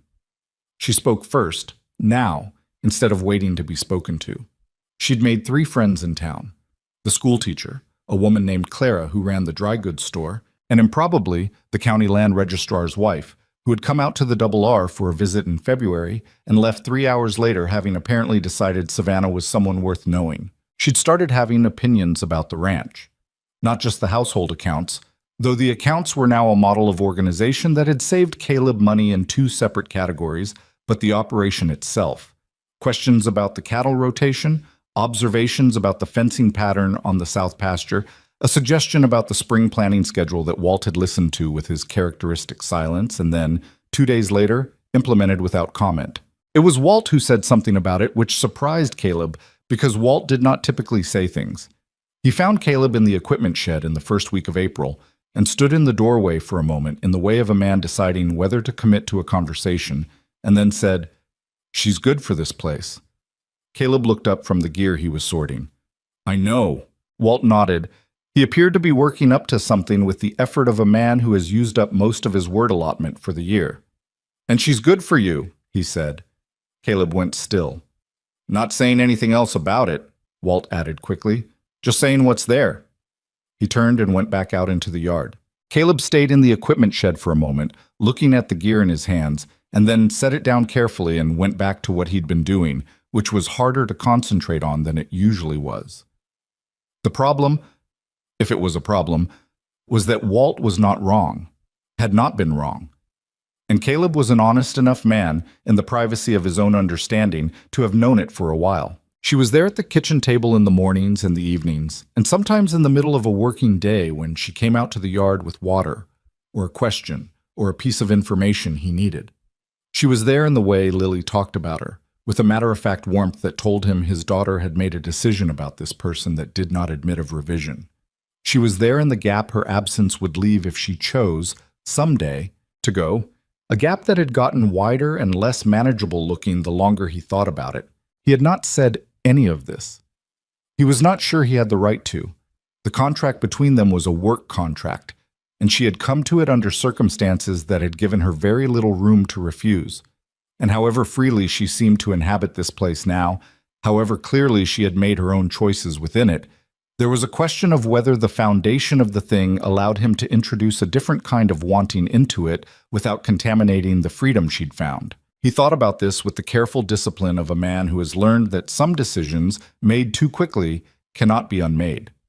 And in the meantime, there was the water rights review, and cranes maneuvering, and a ranch to run, and a daughter to raise, which was enough to occupy a person. But it was there. He wasn't going to pretend otherwise, even to himself. The April night when the fire started, none of them were ready for it. The fire started a little past 2 in the morning. Caleb woke to the smell before he heard anything. Smoke, the particular dense kind that carries heat in it. Not the thin wood stove smell of an ordinary night, but something heavier, something that pulled him upright before his mind had finished assembling itself. He was at the window in 4 steps, and he saw the orange light moving against the dark of the yard, and his stomach dropped completely. The barn. He was pulling on his boots and shouting down the hall before he'd made any conscious decision to do either. He heard Walt stir in the room at the end of the passage. Walt had taken to sleeping in the house rather than the bunkhouse in the colder months, an arrangement nobody had formally discussed, but that had simply settled into place. And he heard Savannah's door open almost simultaneously, which told him she'd been sleeping lightly or not at all. "Barn," he said, passing her doorway. "Get Lily and keep her inside." She didn't answer. He heard her moving fast. He went out through the kitchen and across the yard at a run, and the heat hit him 30 feet from the barn wall. Not the heat of a fire that has just started, but the heat of a fire that has been burning for some time already, which meant it had been set to burn before anyone woke up to notice it. He understood that in a cold mechanical part of his mind, while the rest of him was already calculating what was inside, what could still be saved, where the horses were. The horses were in the east stalls, which were the farthest from where the fire had started, the west side near the hay storage, which was precisely where anyone who wanted maximum damage would choose to begin. 3 of the horses were screaming. He could hear them from the yard, that particular animal panic that goes through a person at a frequency below sound. Cody was already at the water pump, working the handle with both arms in a rhythm that was fast, but not fast enough. Had never been fast enough against a fire this size. Harlan came out of the bunkhouse at a run. Walt was 2 steps behind Caleb, carrying the long-handled bucket that lived on the kitchen porch, which told Caleb that Walt had processed the situation in approximately the same amount of time and reached the same conclusions. "Horses first," Caleb said. They got the horses out through the east door, which had not yet caught. 4 horses total, all of them wild-eyed and requiring 2 men each to move without getting kicked. The 5th horse, a young gelding kept in the west end, was already gone. Caleb knew it before he reached that section, and he did not let himself stop moving. You stopped moving, the rest of it went too. The next 40 minutes were the kind of time that doesn't organize itself into a narrative while you're inside it. Just a sequence of immediate problems, each one replacing the last, smoke in your lungs and heat on your face, and the constant assessment of what mattered more than what. The fire took the west half of the barn and the hay storage completely. The east structure held because Harlan had gotten water on the connecting wall early enough, and because the wind that night was moving south rather than east, which was luck, and Caleb was aware it was luck even as he was grateful for it. By the time the fire had burned itself down to a manageable ruin, the sky was going gray with early morning. The 5 of them stood in the yard, Caleb, Walt, Harlan, Cody, and a young hand named Pete who'd come running from the bunkhouse once the shouting reached him, and looked at what was left. The east structure stood. The tack room was intact. The hay was gone, along with the west wall, the loft, and somewhere in there the young gelding who'd had no chance. Caleb stood with his coat charred at one elbow and his face blackened with smoke and ash in his hair, and he looked at the ruin of half a structure he'd built with his own hands 12 years ago, and he breathed. Then he turned around. Savannah was on the porch steps, and Lily was beside her, and Lily was asleep against Savannah's arm in the specific way of a child who had woken in terror and then been talked back down to safety, her cheek pressed against Savannah's shoulder and her eyes closed, still in her nightgown with a blanket pulled around her. Savannah was watching him across the yard with both arms around the sleeping child, and her face showing the plainly visible remnants of the last 40 minutes. Fear held down through force of will, the particular exhaustion of someone who could not help and had to watch anyway. He walked across the yard to the steps. She looked at him for a moment, taking inventory the way you look at someone after something close and bad, checking for what's damaged, what's still there. The horses? She said quietly, so as not to wake Lily. 4 out, he said. Lost the gelding. She closed her eyes briefly, opened them.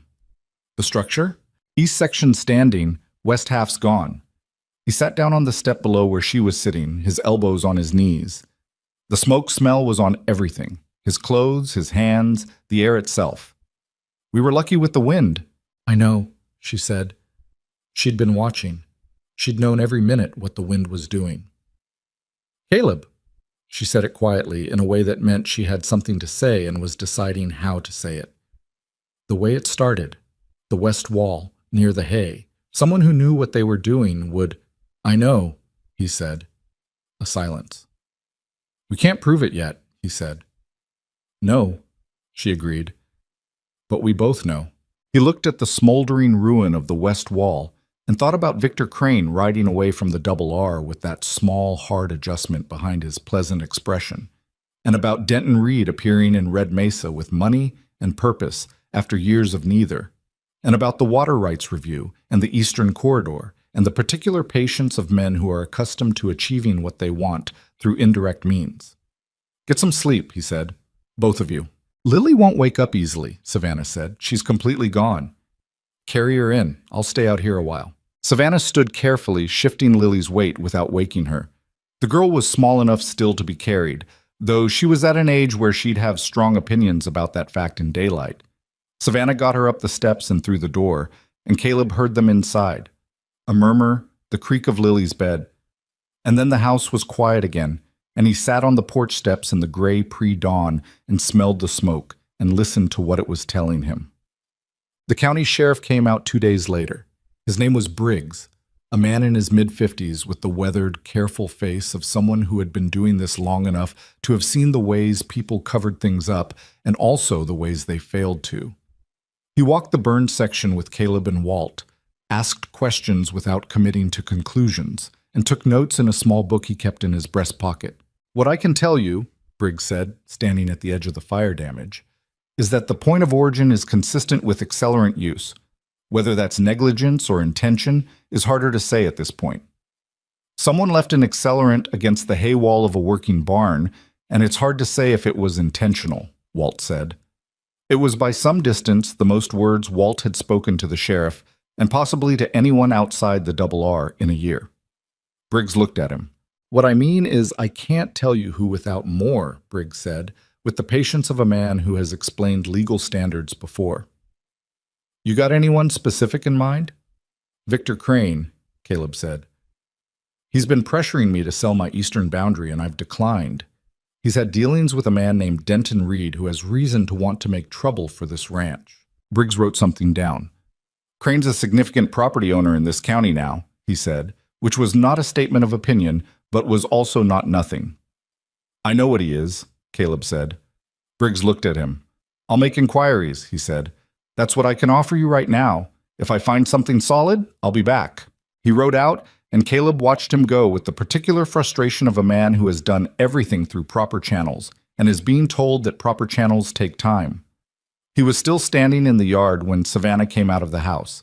She had a mug of coffee, and she handed it to him without comment, which was the kind of gesture that had become ordinary between them over the months. The small economies of a shared life, the things done without requiring acknowledgement. What did he say? She asked. He'll make inquiries. She made a sound that was not quite a word. I know, he said. She stood beside him, and they both looked at the ruined west wall for a moment. The morning was clear and cold, the kind of April day that hadn't decided yet which season it wanted to be. My father was in Red Mesa 2 nights before the fire, she said. I heard from Clara yesterday. Caleb looked at her. I didn't know before, she said. Before it happened. Clara only told me because she thought I'd want to know after. She kept her eyes on the barn wall. I don't know if he was involved. I don't have a reason to think he wouldn't be, but I don't know for certain.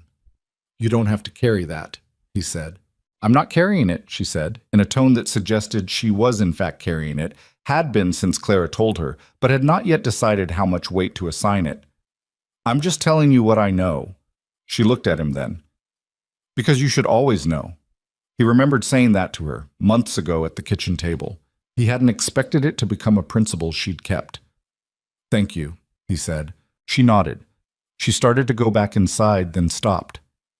"The crew," she said. They don't know how to be right now. This morning Cody was going through the motions and he looked like someone put his fire out. They need something to move toward." "I know. So tell them. Tell them what we're doing about it. Not just the barn repairs. What we're doing about Crane, about the water review. All of it. They've earned knowing." She paused. "They'll work harder for a fight they understand than for a problem they're just watching." He thought about that. She was right in the particular way she was often right, which was the way of someone who has spent a long time observing how people work before having the standing to say anything about it. "I'll talk to them tonight," he said. He did. He gathered the crew at the kitchen table after dinner. All 6 of them, plus Savannah and Mrs. Drummond. Because Savannah had said they'd earned knowing, and he'd decided she was right. He told them about Crane's land campaign, about the water rights review, about Denton Reed's reappearance and what he suspected it meant. He told them about Briggs and the inquiry and what he realistically expected from it. He did not dress any of it up. When he was done, the table was quiet for a moment. Then Harlan, who had exactly one opinion about things and usually kept it simple, said, "So what do you need us to do?" Caleb looked at him. "Same thing you've been doing," he said, "just with your eyes open." Harlan nodded. That was apparently sufficient. Cody, who had been listening with his jaw slightly tight, said, "The gelding. Crane's people killed a horse." "Probably," Caleb said. "Then I don't want any of their money," Cody said, with the absolute conviction of a 20-year-old who had not yet learned to qualify his moral positions. "I don't care what they offer. Anyone approaches me again, I'll tell you same day." Walt said nothing, but the quality of his nothing was approving. Savannah, sitting at the end of the table, caught Caleb's eye and gave him a look that was almost too small to see, barely a shift in expression, the suggestion of a nod. And he understood it as, there. That's what they needed. The water rights review hearing was scheduled for the 3rd week of April, and in the 2 weeks between the fire and the hearing, the Double R operated on a kind of heightened attention that was not quite fear and not quite readiness, but lived somewhere between the two. Repairs to the barn's east structure went forward with a speed made possible by every hand pulling extra hours, and by 3 neighbors who showed up on a Saturday with tools and labor and the particular frontier solidarity of people who understand that what happens to one working ranch in a county is a message to all of them. Clara from the dry goods store came with her husband. The school teacher, Miss Adler, came and spent the day helping Savannah feed 20 people from the ranch kitchen. A rancher named Fowler, who ran land 4 miles east of the Double R and had had his own run-ins with Crane's expansion interests, brought 2 of his hands and stayed until the light was gone. Savannah moved through all of it with a quality that Caleb had not seen in her before. Not the careful, reserved competence of the early months, but something more open. The ease of a woman operating in a community she had made rather than one she'd been assigned to. She knew everyone by name. She knew which neighbor's wife had been sick and asked about her. She knew Fowler's oldest son had gotten into a disagreement with the county school board, and she asked about that too. And Fowler looked at her with the particular surprise of a man unused to being remembered as a person rather than a property owner. "Where'd you find her?" Fowler asked Caleb, low, when they were both standing back watching the work in the afternoon. "Red Mesa," Caleb said. Fowler looked at Savannah for another moment. "You're lucky," he said. "I know," Caleb said. The barn repair didn't finish that day. It took another week of work from the Double R crew before the east structure was sound, and the beginnings of the west section were framed up enough to keep the elements out. But it moved forward, which was what mattered, and the crew moved with it in the way that people move toward a thing they've decided to fight for. The night before the water rights hearing, Caleb found Savannah at the kitchen table late, which was not unusual, with papers spread in front of her that he recognized as the documentation package she'd compiled for the public comment record. She'd been refining it for 2 weeks, cross-referencing the original survey against the current county maps, adding affidavits from 3 long-term area residents who could testify to the Double R's historical water use, attaching a timeline that made the sequence of registrations and Crane's recent maneuvering into something that even a board member inclined toward Crane would find difficult to dismiss. She looked up when he came in. "You should sleep," he said. "I'm almost done." He sat down across from her, and for a moment neither of them said anything, just the sound of her pen moving and the night outside the windows and the house settling around them. "Savannah," he said. She looked up. He told himself he was going to wait. Wait until the hearing was done, until Crane was resolved, until the circumstances were cleaner and the timing was less complicated by everything that had been pressing on them for months. He'd made a reasonable argument to himself about why it was smarter to let things settle before saying something that couldn't be unsaid. "I'm not going to say this right," he said, "but I've been trying to find the right time for about 2 months, and I'm beginning to think there isn't one." She set down her pen. "I don't know how to ask this without it sounding like what it's not," he said. "I know why you came here. I know what the contract was. And I know you've built something real in this place. For yourself, not because of me. And I don't want to put you in a position where you feel like—" He stopped. Started again, because he was circling and she deserved something more direct. "I care about you, more than is probably wise, given everything. And I'd want to say that out loud regardless of what you do with it. I'm not asking for anything." The kitchen was very quiet. Savannah looked at him with that careful, studying look she had, the one that went farther in than people expected. She was quiet for long enough that his stomach had time to do several things he'd rather it hadn't. "I know," she said finally. "You knew," he said. "For a while," she said.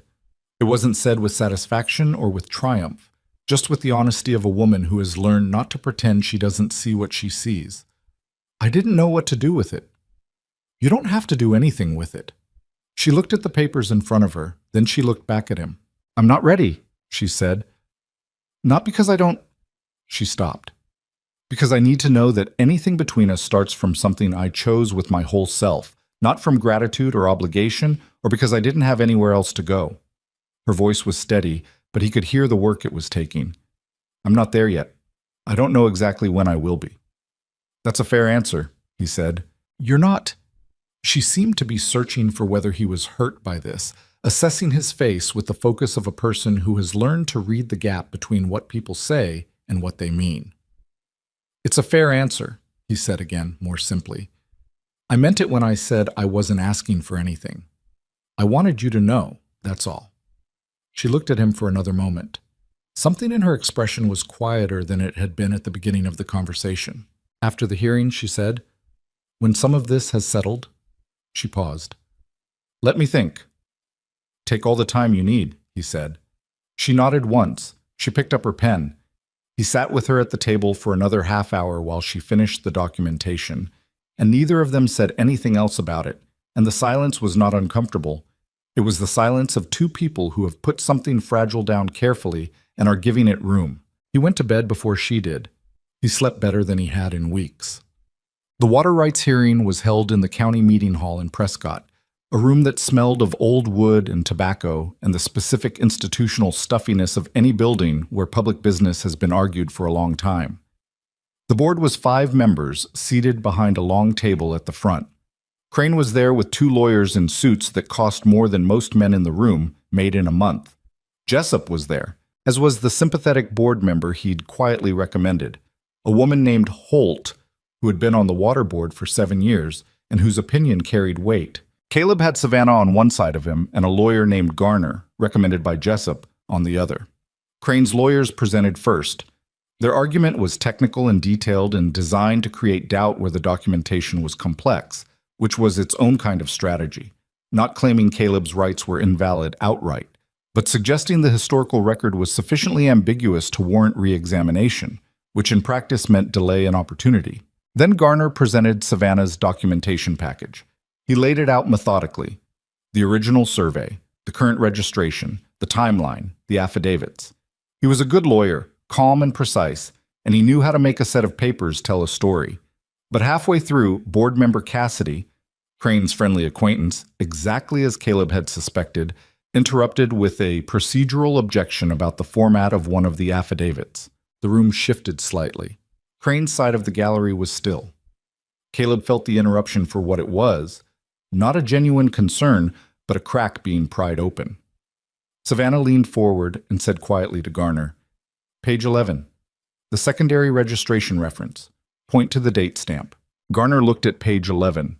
He nodded slightly and addressed the board, pointing to the date stamp that placed the secondary registration a full 4 months before Crane's people had filed anything in that corridor, which rendered the procedural objection moot on its face. Cassidy sat back. Board member Holt asked 3 questions, each of which was framed in a way that allowed Garner to make the record cleaner rather than more complicated, which Caleb understood as Holt doing the thing a sympathetic board member could do when the documentation was solid and someone was trying to muddy it. The deliberation took 40 minutes. The board upheld the Double R's water rights in full. The review was closed. Crane sat in the gallery while this was read out, and his face did not change, which told Caleb more than a visible reaction would have. A man who lets himself show nothing when he loses is a man who's already decided what he's going to do next.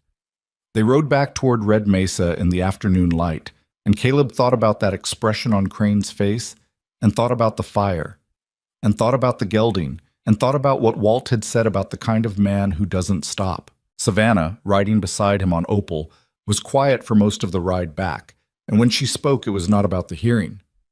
"He's going to do something else," she said. "Yes," Caleb said. "Something that can't be handled in a county meeting hall." "Probably." She looked at the road ahead, at the long flat line of the mesa against the late afternoon sky, and he watched her think the way he'd watched her think for months. That quality of attention going inward, turning things over, arriving somewhere. "Then we be ready," she said. It was not a question. It was not even entirely a statement. It was the kind of thing said by someone who has decided, without announcement, that whatever is coming is something they are going to face and not run from, and that this decision has been made and requires no further discussion. He nodded. They rode the rest of the way home in a silence that had the particular shape of 2 people who have understood something together. The thing about a man like Crane was that he was patient right up until he wasn't. For 2 weeks after the hearing, nothing happened. The Double R went about its spring work, the west barn section coming up frame by frame, the east fields planted, the cattle rotation running on the schedule Walt had quietly revised based on Savannah's suggestion in March. Life on the ranch had a momentum to it now, a forward-moving quality that the fire had interrupted but not stopped. And in the careful daily work of rebuilding and planting and carrying on, the crew had found something that functioned like resolve without anyone naming it that. Caleb watched the eastern boundary. He sent Cody out twice a week to check the fence line and report anything unusual. He kept the water rights paperwork in a locked box in his desk rather than the filing cabinet, which was a small precaution but one that cost nothing. He slept lightly. Savannah said nothing more about the conversation at the kitchen table, and neither did he. It existed between them the way a door exists between 2 rooms, present, acknowledged, not yet opened. She was easier with him than before, which he would not have predicted and which he found himself grateful for in a quiet way. The careful distance she had maintained in the early months had softened into something more like the ordinary proximity of 2 people who share a house and a purpose and have stopped rehearsing their interactions before having them. Lily noticed in the way Lily noticed most things and characteristically said something about it. "You and Savannah talk different now," she said to Caleb, on a Sunday morning when she'd come downstairs to find them both at the kitchen table, Caleb with his coffee and Savannah with the accounts ledger, talking about the feed order in the easy shorthand of people who've covered this ground before. "Different how?" Caleb said. "Less careful," Lily said. She sat down and helped herself to a biscuit from the plate in the center of the table with the authority of a person who owns the kitchen by birthright. "Like you stopped deciding what to say before you said it." Savannah looked at the ledger. "You're very observant for someone your age," Caleb told his daughter. "I'm observant for any age," Lily said, which was probably accurate. Mrs. Drummond, who was at the stove and had been conspicuously silent during this exchange, allowed herself a very small sound that might have been a suppressed opinion. The next move came on a Wednesday, and it didn't come from the direction Caleb had been watching. He was in Prescott for a supply run when he ran into Garner outside the courthouse, and Garner had the expression of a man carrying information he wasn't sure how to deliver. "Walk with me a minute," Garner said. They walked. Garner told him that Crane had filed a civil complaint in the county court, not against the ranch directly, but against the work contract between Caleb and Savannah Reed. The complaint alleged that the contract had been obtained under duress, that Savannah had been coerced into signing it by the circumstances of her father's debt, and that the arrangement constituted a form of involuntary servitude prohibited under territorial law. Caleb stopped walking. "He's claiming I coerced her," he said. "He's claiming the contract itself is invalid on its face," Garner said carefully. "It's not a criminal complaint. It's a civil matter. But if the court agrees to hear it, the contract gets scrutinized, and more relevantly," he paused. "He's listed himself as an interested party on the grounds that Miss Reed's situation is a matter of public concern, which gives him standing to be involved in whatever proceedings follow." "He's trying to use a legal action to get access to her," Caleb said. It landed flatly, the way ugly things land when you've half expected them, and they still manage to be worse in their specifics than in your anticipation. "He's trying to invalidate your standing to protect her," Garner said. It's a sophisticated move. I won't pretend otherwise. The territorial courts have seen cases about labor contracts and voluntary consent before, and the argument isn't entirely without precedent. "What does it mean practically?" "It means you need to respond, and the most effective response is—" Garner looked at him steadily. "The most effective response is to eliminate the thing he's challenging. If the contract no longer exists, there's nothing to scrutinize." The supply run took another hour, and Caleb did it mechanically, his mind elsewhere the entire time. He rode home in the late afternoon and found Savannah on the porch, shelling peas into a bowl, which was such a specific and ordinary thing to be doing that it struck him with a force he hadn't anticipated. The ordinariness of her there, the way the evening light caught her hair, the bowl of peas, the porch of the house she'd come to as nothing and made into something. He sat down on the step and told her. She set the bowl down in her lap. He watched her take it in, the same way he'd watched her take in hard things before. That brief stillness, the internal processing that happened behind her eyes while her face stayed mostly composed. "He's brilliant," she said, which was not what he'd expected her to say. "I know," he said. "He takes something real, the fact that I didn't come here under ideal circumstances, and he wraps it in language that makes you look like the villain." She looked at her hands. "And somewhere in a courtroom, someone who doesn't know any of us has to decide what the truth is." "Garner says the most effective response is to dissolve the contract," Caleb said. "If there's nothing to challenge, the complaint loses its foundation." Savannah was quiet. "It would mean your employment arrangement becomes informal," he said. "We'd have to figure out how to handle your wages, your legal standing on the property. Garner can draw up something less formal that protects you without—" "You'd dissolve the contract," she said slowly, "without waiting for the court to force it." "Yes." She looked at him. There was something in her face that he couldn't entirely read, not surprise, but the look of someone finding confirmation of a thing they hadn't been certain about. "Why?" "Because it's right," he said. "Because it was supposed to give you freedom, and if Crane can use it against you, then it's doing the opposite of what it was for." He paused. "And because you never needed the contract to be here. That was always your choice." She was still looking at him, and the evening light was soft, and the porch was quiet, except for the sound of the birds coming in off the mesa for the night. "All right," she said, "but I want to be there when you do it. In town, at the county office, properly recorded." "Of course.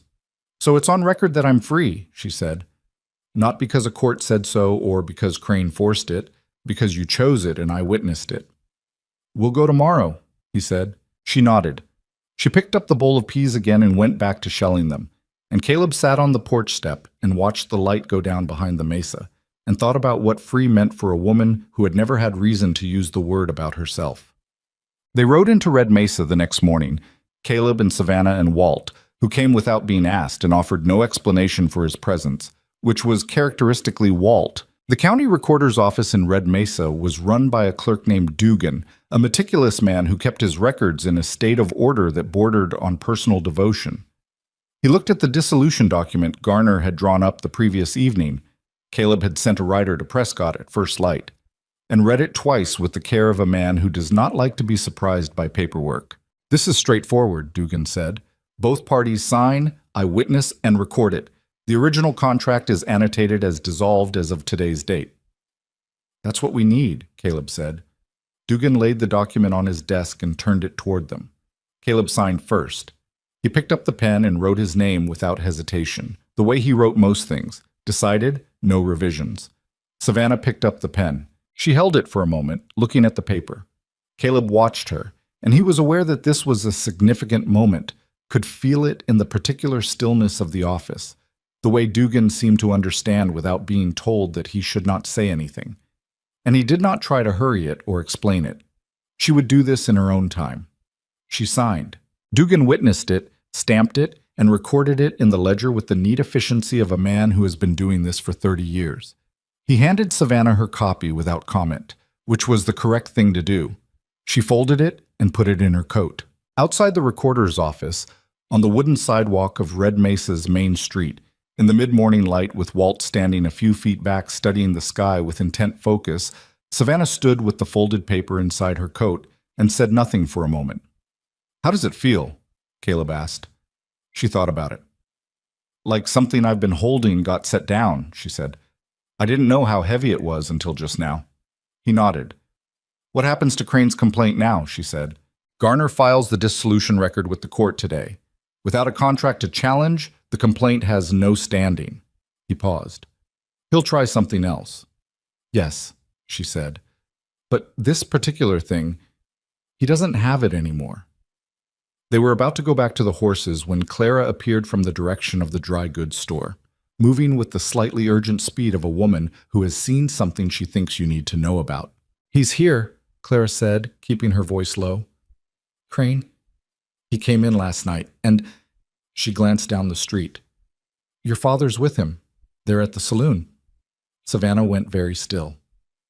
"Together," she said. "Sitting at the same table when I passed an hour ago," Clara said. "I don't know what they're talking about." Caleb looked at Savannah.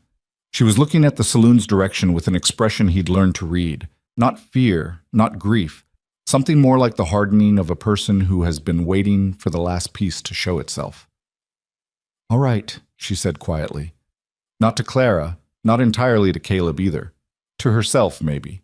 Or to the version of today she'd been preparing for. "You don't have to go near him," Caleb said. "I know I don't." She looked at him. "But I think I should. I think if my father is being used against this ranch and against you, I should be the one to at least look him in the eye and know what we're dealing with. I'll come with you." "I know you will," she said. They walked down the street together, Walt falling into step behind them, with the quiet purposefulness of a man who has decided a thing and sees no need to announce it. The Dusty Flats was quieter at mid-morning than it had been on the October afternoon when Caleb had first walked into it, but it had the same dim smell and the same quality of held breath that a room takes on when the people in it are aware that something with sharp edges is nearby.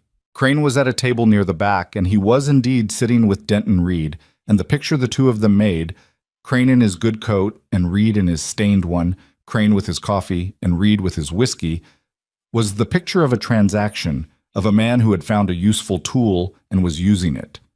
Crane looked up when they came in. His expression did not change, which was its own kind of message. Reed looked up and flinched slightly, a small, involuntary movement, when he saw his daughter.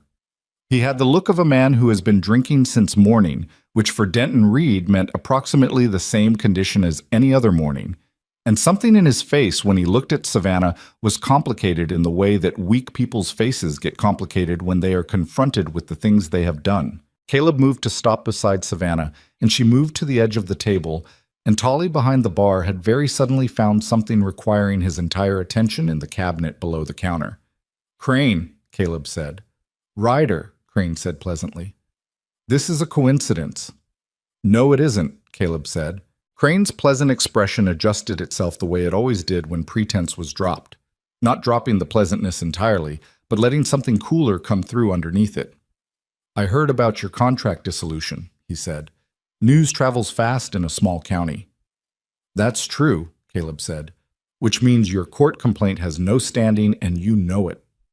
"Legal strategies evolve," Crane said, without apparent concern. "I'm sure Garner told you that." Savannah had not looked at Crane during any of this. She was looking at her father. Reed was looking at the table. "Papa," she said. He looked up. The complicated look in his face got more complicated. "What did he give you?" she said. There was no heat in it, just the flat, direct question of someone who has already decided they can handle the answer. Reed's mouth worked. "Savannah, how much?" A pause. $50, he said, quietly enough that only the table could hear. For what? He looked at his glass. He wanted me to say, to tell anyone who asked, that you didn't come to the ranch willing, that you were, that Ryder. He stopped. That Ryder coerced me, she said. Reed said nothing, which was the same as yes. She looked at her father for a long moment. She looked at him the way you look at something you've been trying to see clearly for a very long time and have finally managed it, not because it got easier, but because you got strong enough to bear the seeing. You were going to testify in a court that the one man who ever gave me a fair chance had done something wrong, she said. For $50. Reed's jaw worked. I know what you needed, she said. You've always needed it. That's never going to change. She straightened slightly. I'm not angry at you anymore. I've been angry at you for a long time and I'm done with it, but I'm also done protecting you from what you do. She looked at Crane. Whatever he's paid you for, she said, the testimony you were going to give is false, and I will say so under oath in any court you want to put me in. I came to the Double R because I chose to. I stayed because I chose to. And if you put my father on a stand, I will be on the next one contradicting everything he says. She held his gaze. Do you understand me? Crane looked at her for a moment. He had the quality of a man recalculating, which he was always doing, and the recalculation now had the specific character of a man who had not fully expected this and was deciding how to adjust. You're a remarkable woman, he said, and it was said with something that wasn't entirely free of genuine observation. I'm a free woman, she said. There's a difference. She turned and walked back toward the door. Caleb followed.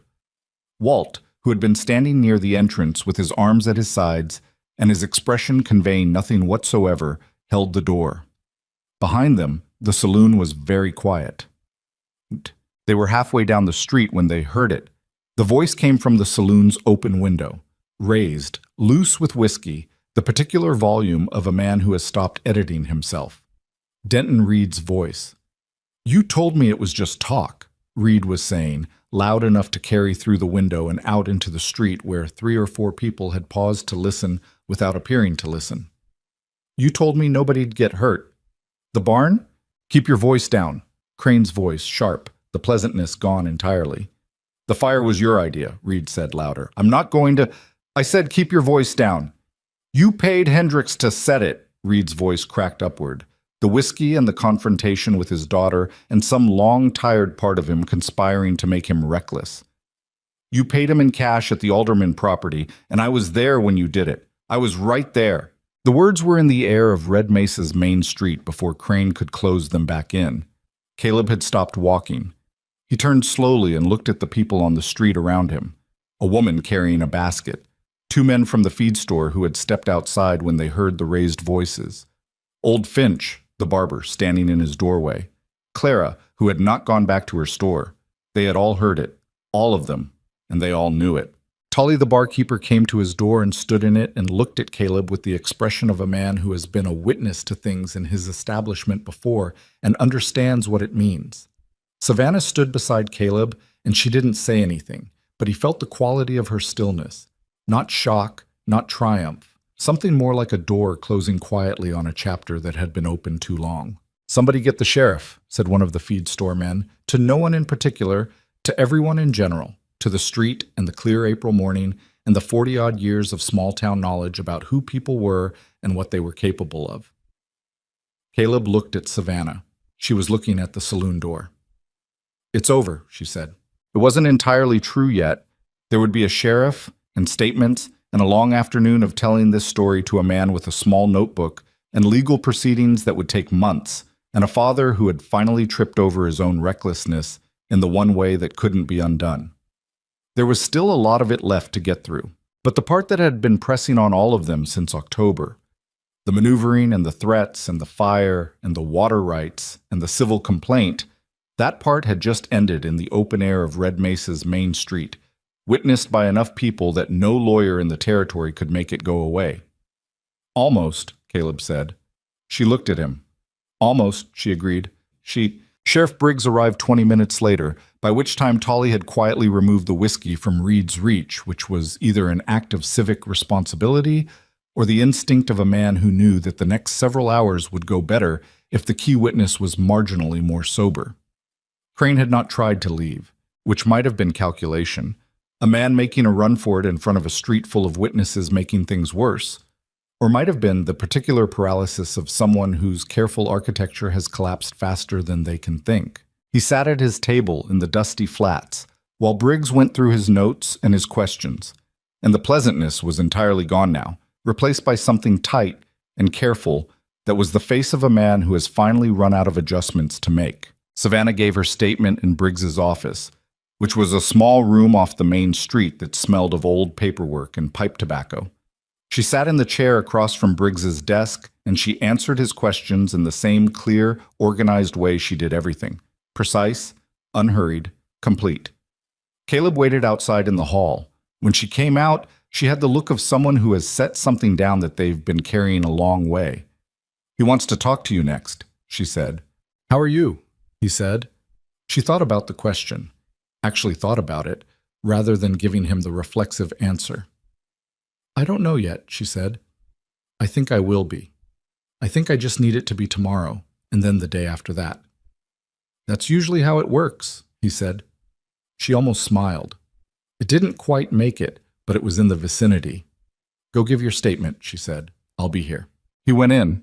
She sat in the hall chair and folded her hands in her lap and waited, and outside the narrow office window, the afternoon light was moving across Red Mesa's main street, and the people on it were going about their ordinary business, which was what people did, and she was part of that ordinariness now in a way she had not been when she stood in this town's saloon in October with her hands folded and her eyes on the floor. She was still sitting there when the door at the far end of the hall opened and two of Briggs's men brought Victor Crane through, his hands not yet in irons but moving in that direction, his expression composed in the way of a man who has decided that composure is the last thing he can control. He passed within a few feet of where she was sitting. He looked at her.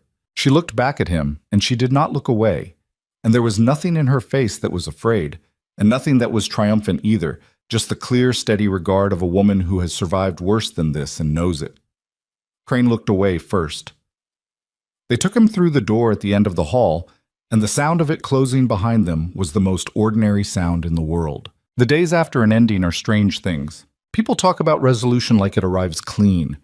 Like the moment the door closes on the bad chapter, the next one opens onto something bright and clear and easier to breathe in.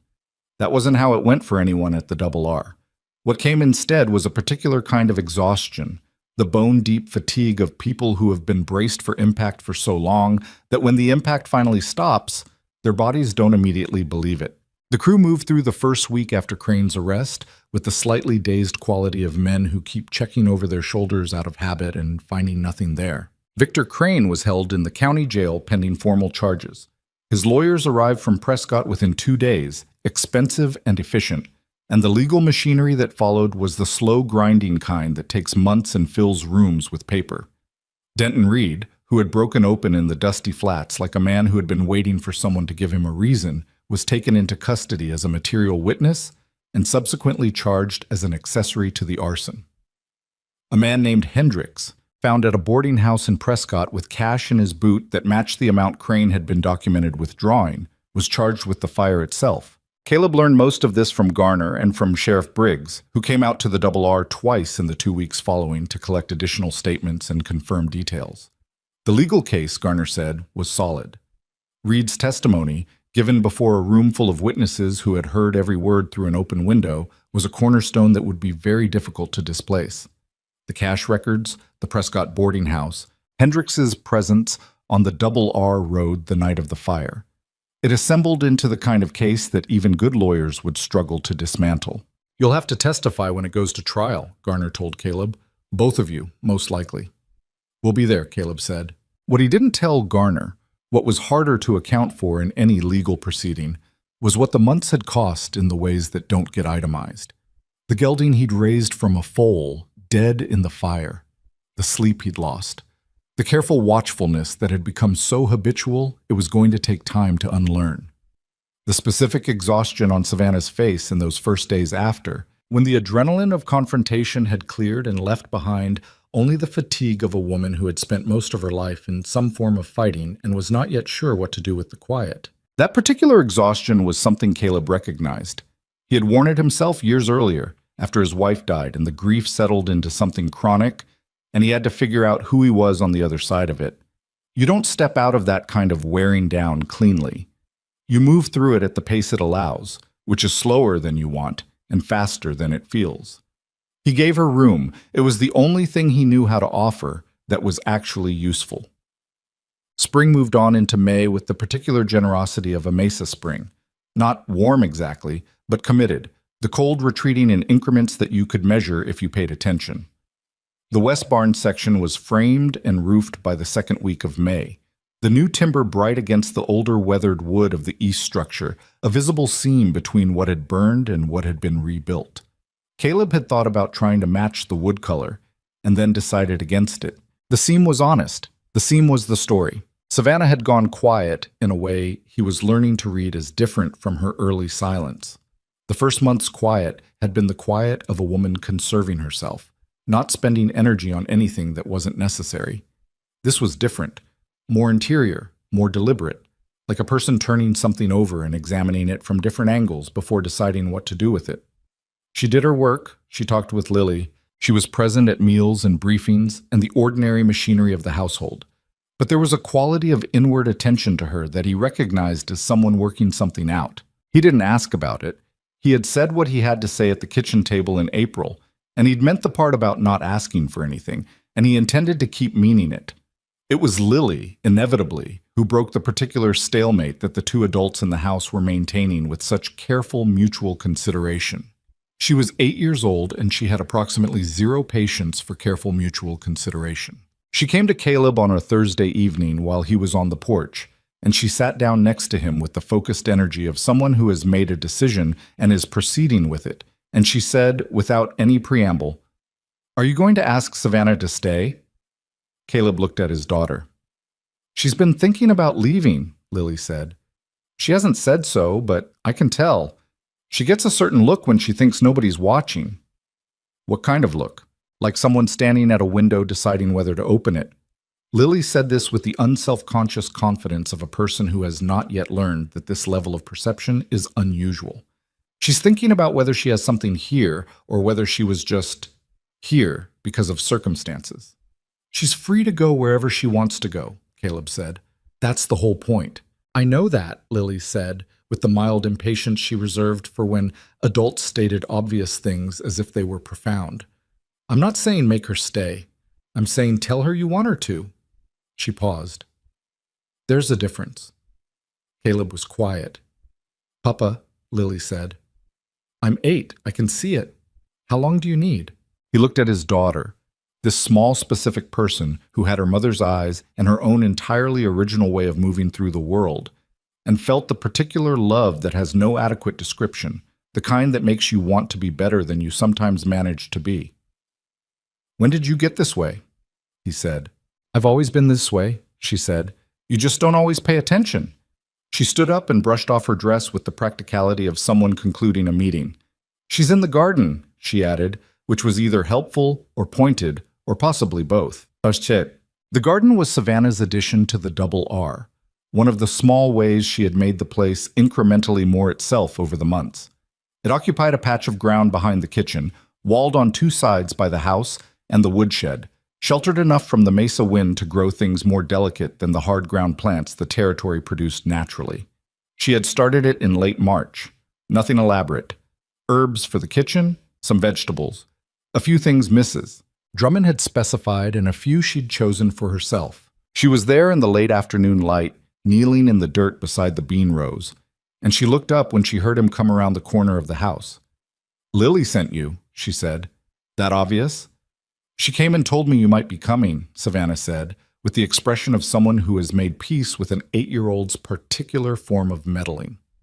She said, and I'm quoting, "You should probably just talk to each other."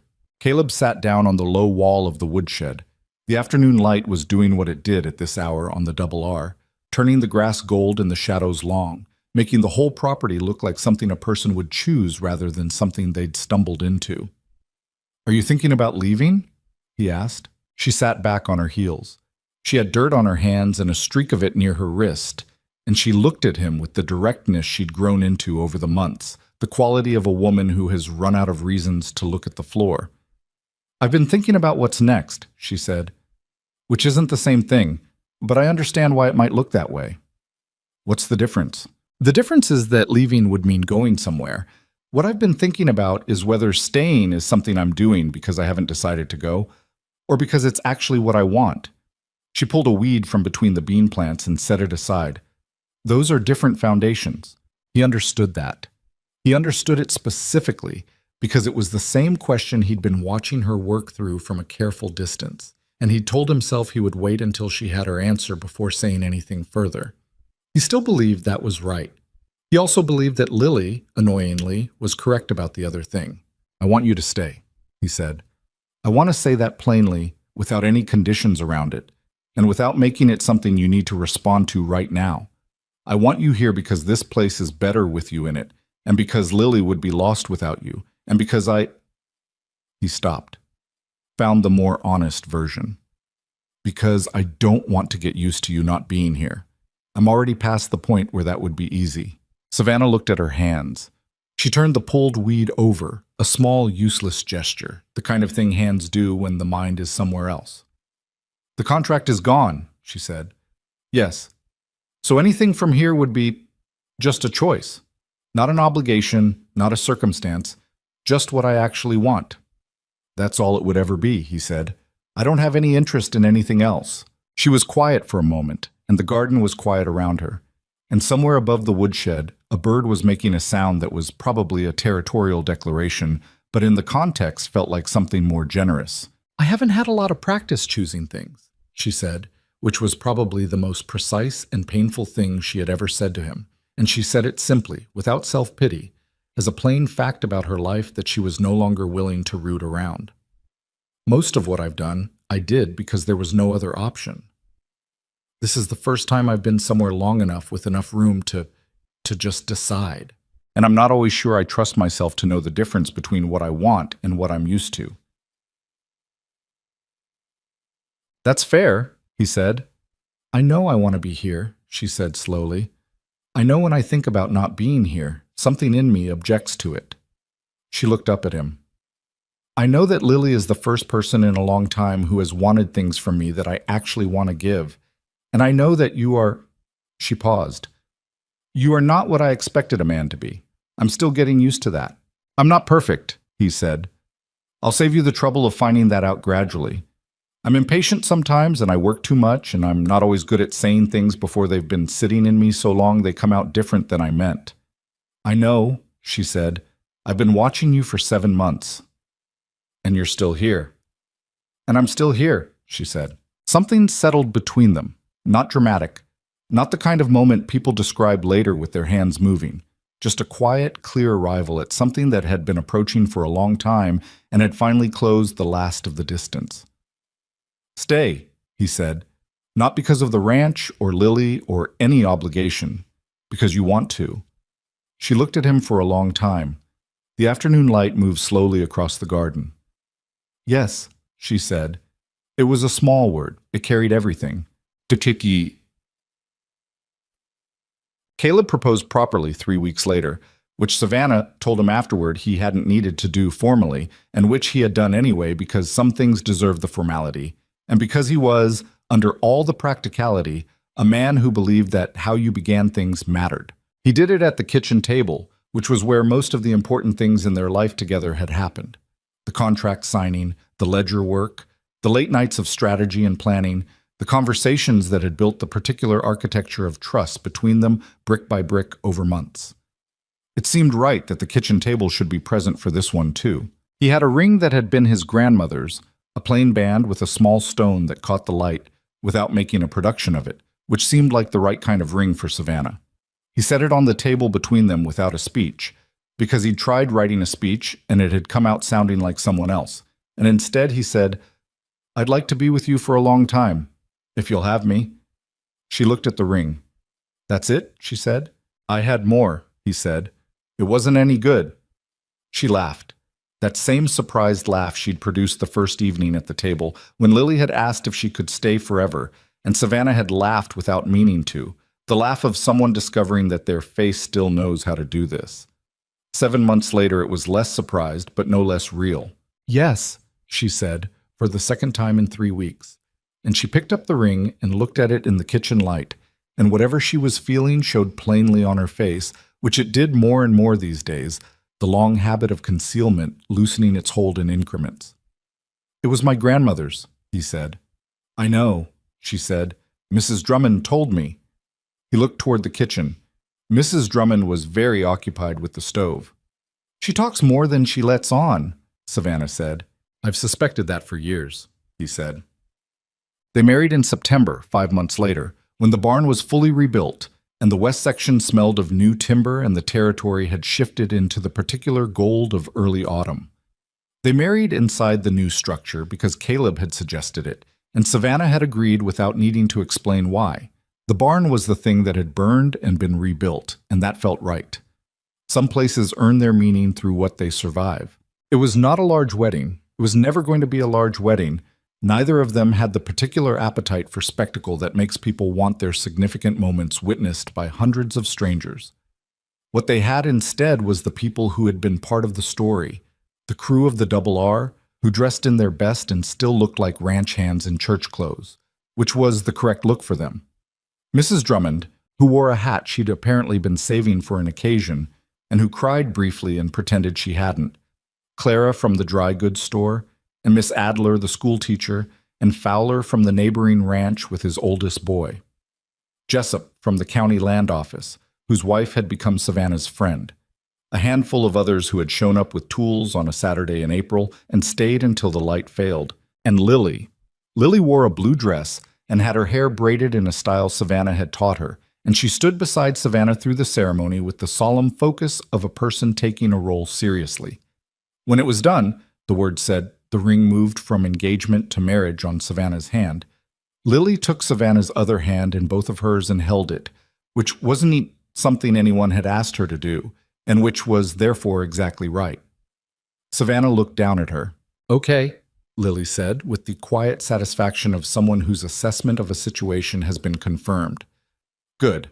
Savannah laughed, and then she was crying, which surprised her, the way good things sometimes still surprised her, ambushing her in the moment she least expected, catching her off guard with the evidence that her life had become something she had not imagined possible. She had learned over the past year that allowing yourself to be surprised by goodness was different from trusting it blindly. It was the harder skill.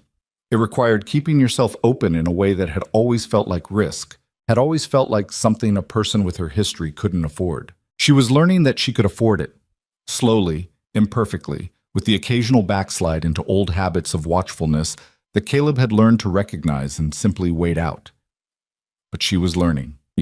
The trial happened the following spring, 14 months after Crane's arrest.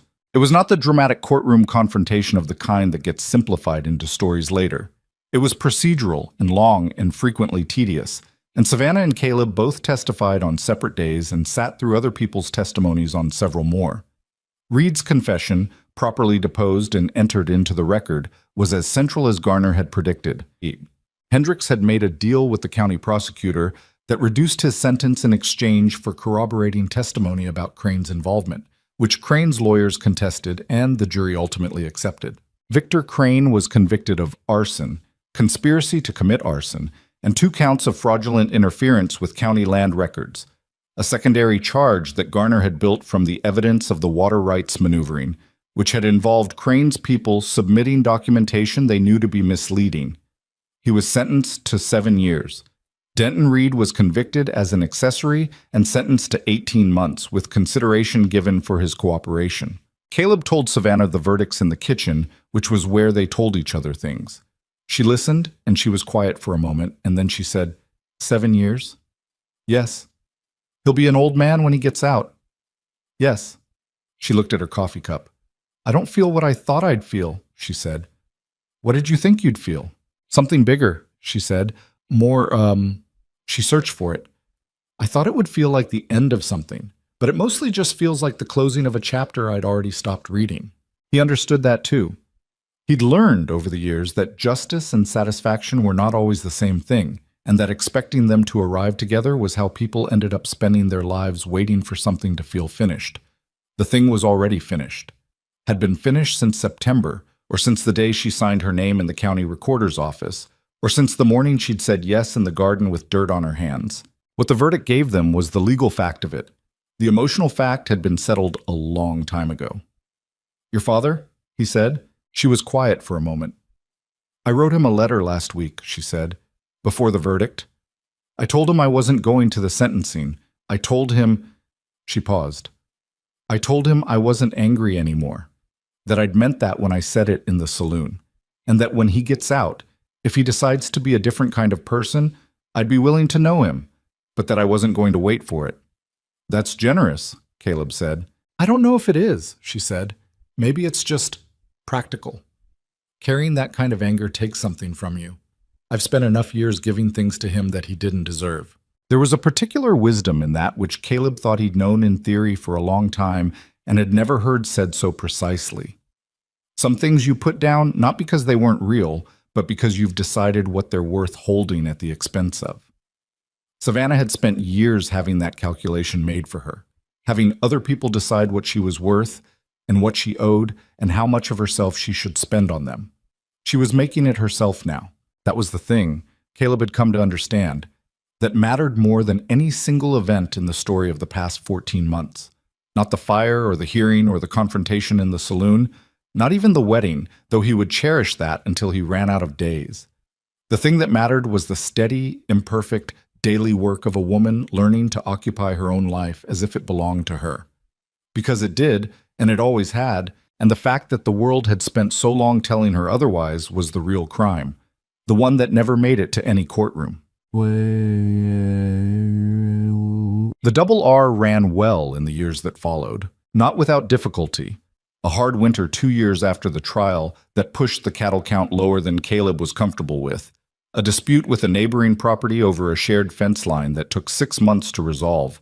A season where the Eastfield yield was disappointing enough that Savannah spent 3 evenings poring over the soil record she'd been keeping since her first year on the ranch, looking for what had gone wrong and finding it, adjusting, trying again. These were the ordinary difficulties of a working life, and they were dealt with as such. Lily grew into the version of herself that had always been visible if you knew where to look. Sharp, direct, genuinely curious about everything, with her mother's eyes and her father's stubbornness, and something all her own that neither of them could fully account for. She left for school in Prescott at 14, which she had decided she wanted and had argued for with such thorough preparation that Caleb had found himself agreeing before he'd fully intended to. She wrote letters home that were long and detailed and characteristically opinionated, and came back for summers and holidays, and brought her ideas and her friends and her evolving sense of the world back to the kitchen table where the important things had always happened. Savannah learned to read a grazing report with the same competence she'd brought to the accounts ledger. She learned which of the hands needed managing and which needed leaving alone, and the difference between a problem that wanted to be solved and one that wanted to be witnessed. She made 2 more friends in town, and 1 genuine enemy, which she felt was a reasonable ratio for a life honestly lived. She made mistakes, lost her temper once with a hand who deserved it, and once with Caleb, who didn't, not exactly, and had to apologize in the specific awkward way of a person who is still learning that being wrong doesn't mean being worthless. She stopped flinching at loud noises somewhere in the 2nd year. Not gradually. One day she noticed she hadn't done it in some time and couldn't mark when it had stopped. That was how healing worked, she had found. Not a single moment of restoration, but a slow accumulation of ordinary days that didn't hurt, until the ordinary was the rule instead of the exception. The double R earned its reputation over those years, not for size, not for spectacle, but for the quality of what it produced and the way it operated, for the fact that hands who came to work there tended to stay, which in the frontier territory was the most reliable indicator of whether a place was worth working. Fowler's oldest son stayed 2 seasons and then bought his own land 12 miles east. Cody married a woman from Red Mesa and built a house on the property's edge and was there for 15 years, which was practically a founding story in itself. Walt remained until he was 63, at which point he declared himself finished with winters and moved to a town in the lowlands and sent a letter twice a year that contained on average 14 words. They missed him with a constancy that surprised no one who knew what Walt had been to the place. There are things that stories leave out because stories need shape, and shape requires selection. What gets left out is usually the ordinary material, the breakfast, the fence repairs, the Tuesday afternoons that don't mean anything except that they happened, and you were in them, and you were alive. The arguments that got resolved, and the silences that didn't need resolving. The specific weight of a sleeping 8-year-old against your arm on a porch at 3 in the morning while something terrible burned in the dark, and you held on and waited. What Savannah understood, in the way that people understand things when they've had enough ordinary days to look back across, was that the life she'd found at the Double R had not been given to her. Not by Caleb's decision in a saloon in October, not by the contract, not by the legal dissolution of that contract, not by any single act of intervention or rescue. Those things had opened a door. She had walked through it herself and kept walking, and done the daily incremental work of becoming a person who expected to be treated as one. That was the only story worth telling, she thought. Not the fire, not the courtroom, not the wedding in the new timbered barn, but the ordinary miracle of a woman who had been told for 20 years that she was worth nothing, deciding one day at a time that this was not true. The world is full of men like Crane, who mistake leverage for power, and men like Denton Reed, who trade what they love for what they want, and they leave damage behind them that takes years to repair and sometimes never fully heals. But the world is also full of kitchen tables and morning briefings and 8-year-old girls who want their hair braided and have questions that deserve real answers, and neighbors who show up with tools on a Saturday, and the slow companionship of a man who learned that the land he'd spent his life building was nothing compared to the person who helped him understand what it was for. You don't get to choose what you start with, but you get to choose every ordinary day what you're building toward. Savannah Reed, who became Savannah Ryder in a rebuilt barn on a September afternoon with dirt still on her hands from the morning's work, understood this the way she understood the accounts ledger and the water rights documentation and the difference between what a person owes you and what they freely give. You could not put a price on the freely given things. You could only make sure when they arrived that you were ready to receive them, and that you had done the work, the hard, unglamorous daily work of becoming someone who knew their own worth well enough to believe they deserved them. That was the lesson the Double R taught her, one ordinary day at a time. That was the only lesson that mattered.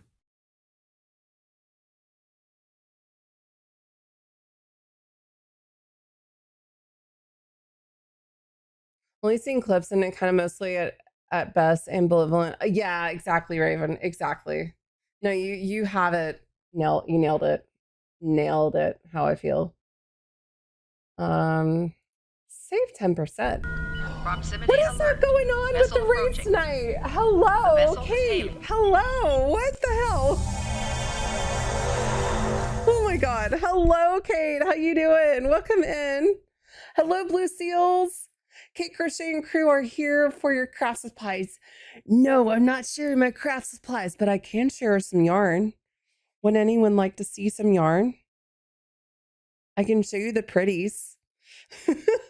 Also, thank you for giving a shout out to Kate. Welcome in, everyone. I am going to snooze the ads. How was your stream, Kate? Welcome in, by the way. Blue Seals, Yadarika. Welcome in, Keisha. How you doing? Hello, Solemn. How you doing? Welcome in, Taj. Hello, hello. Hi, Kate. Happiest of the belated birthday. Oh, thank you so much, Kate. I appreciate you. Thank you, thank you. Bring forth the yarn prawn, right? Okay, so I'll first start out with, yes, and by the way, Kate, what were you working on tonight? Or, I'm sorry, down under. What, I don't even know what time. I think it's like, I guess it's noonish for you. It's noon. It's around noon. I know it's like early afternoon at best, depending on what time zone you're in. Almost noon tomorrow. Okay. Almost got it. Okay. We were working on this yesterday. Hello, Keisha. You're doing good? I'm okay. Met another Moco Loco team member. Yes. Oh, hell yes. Solemn. Yeah, we're on the Mocos. We did this part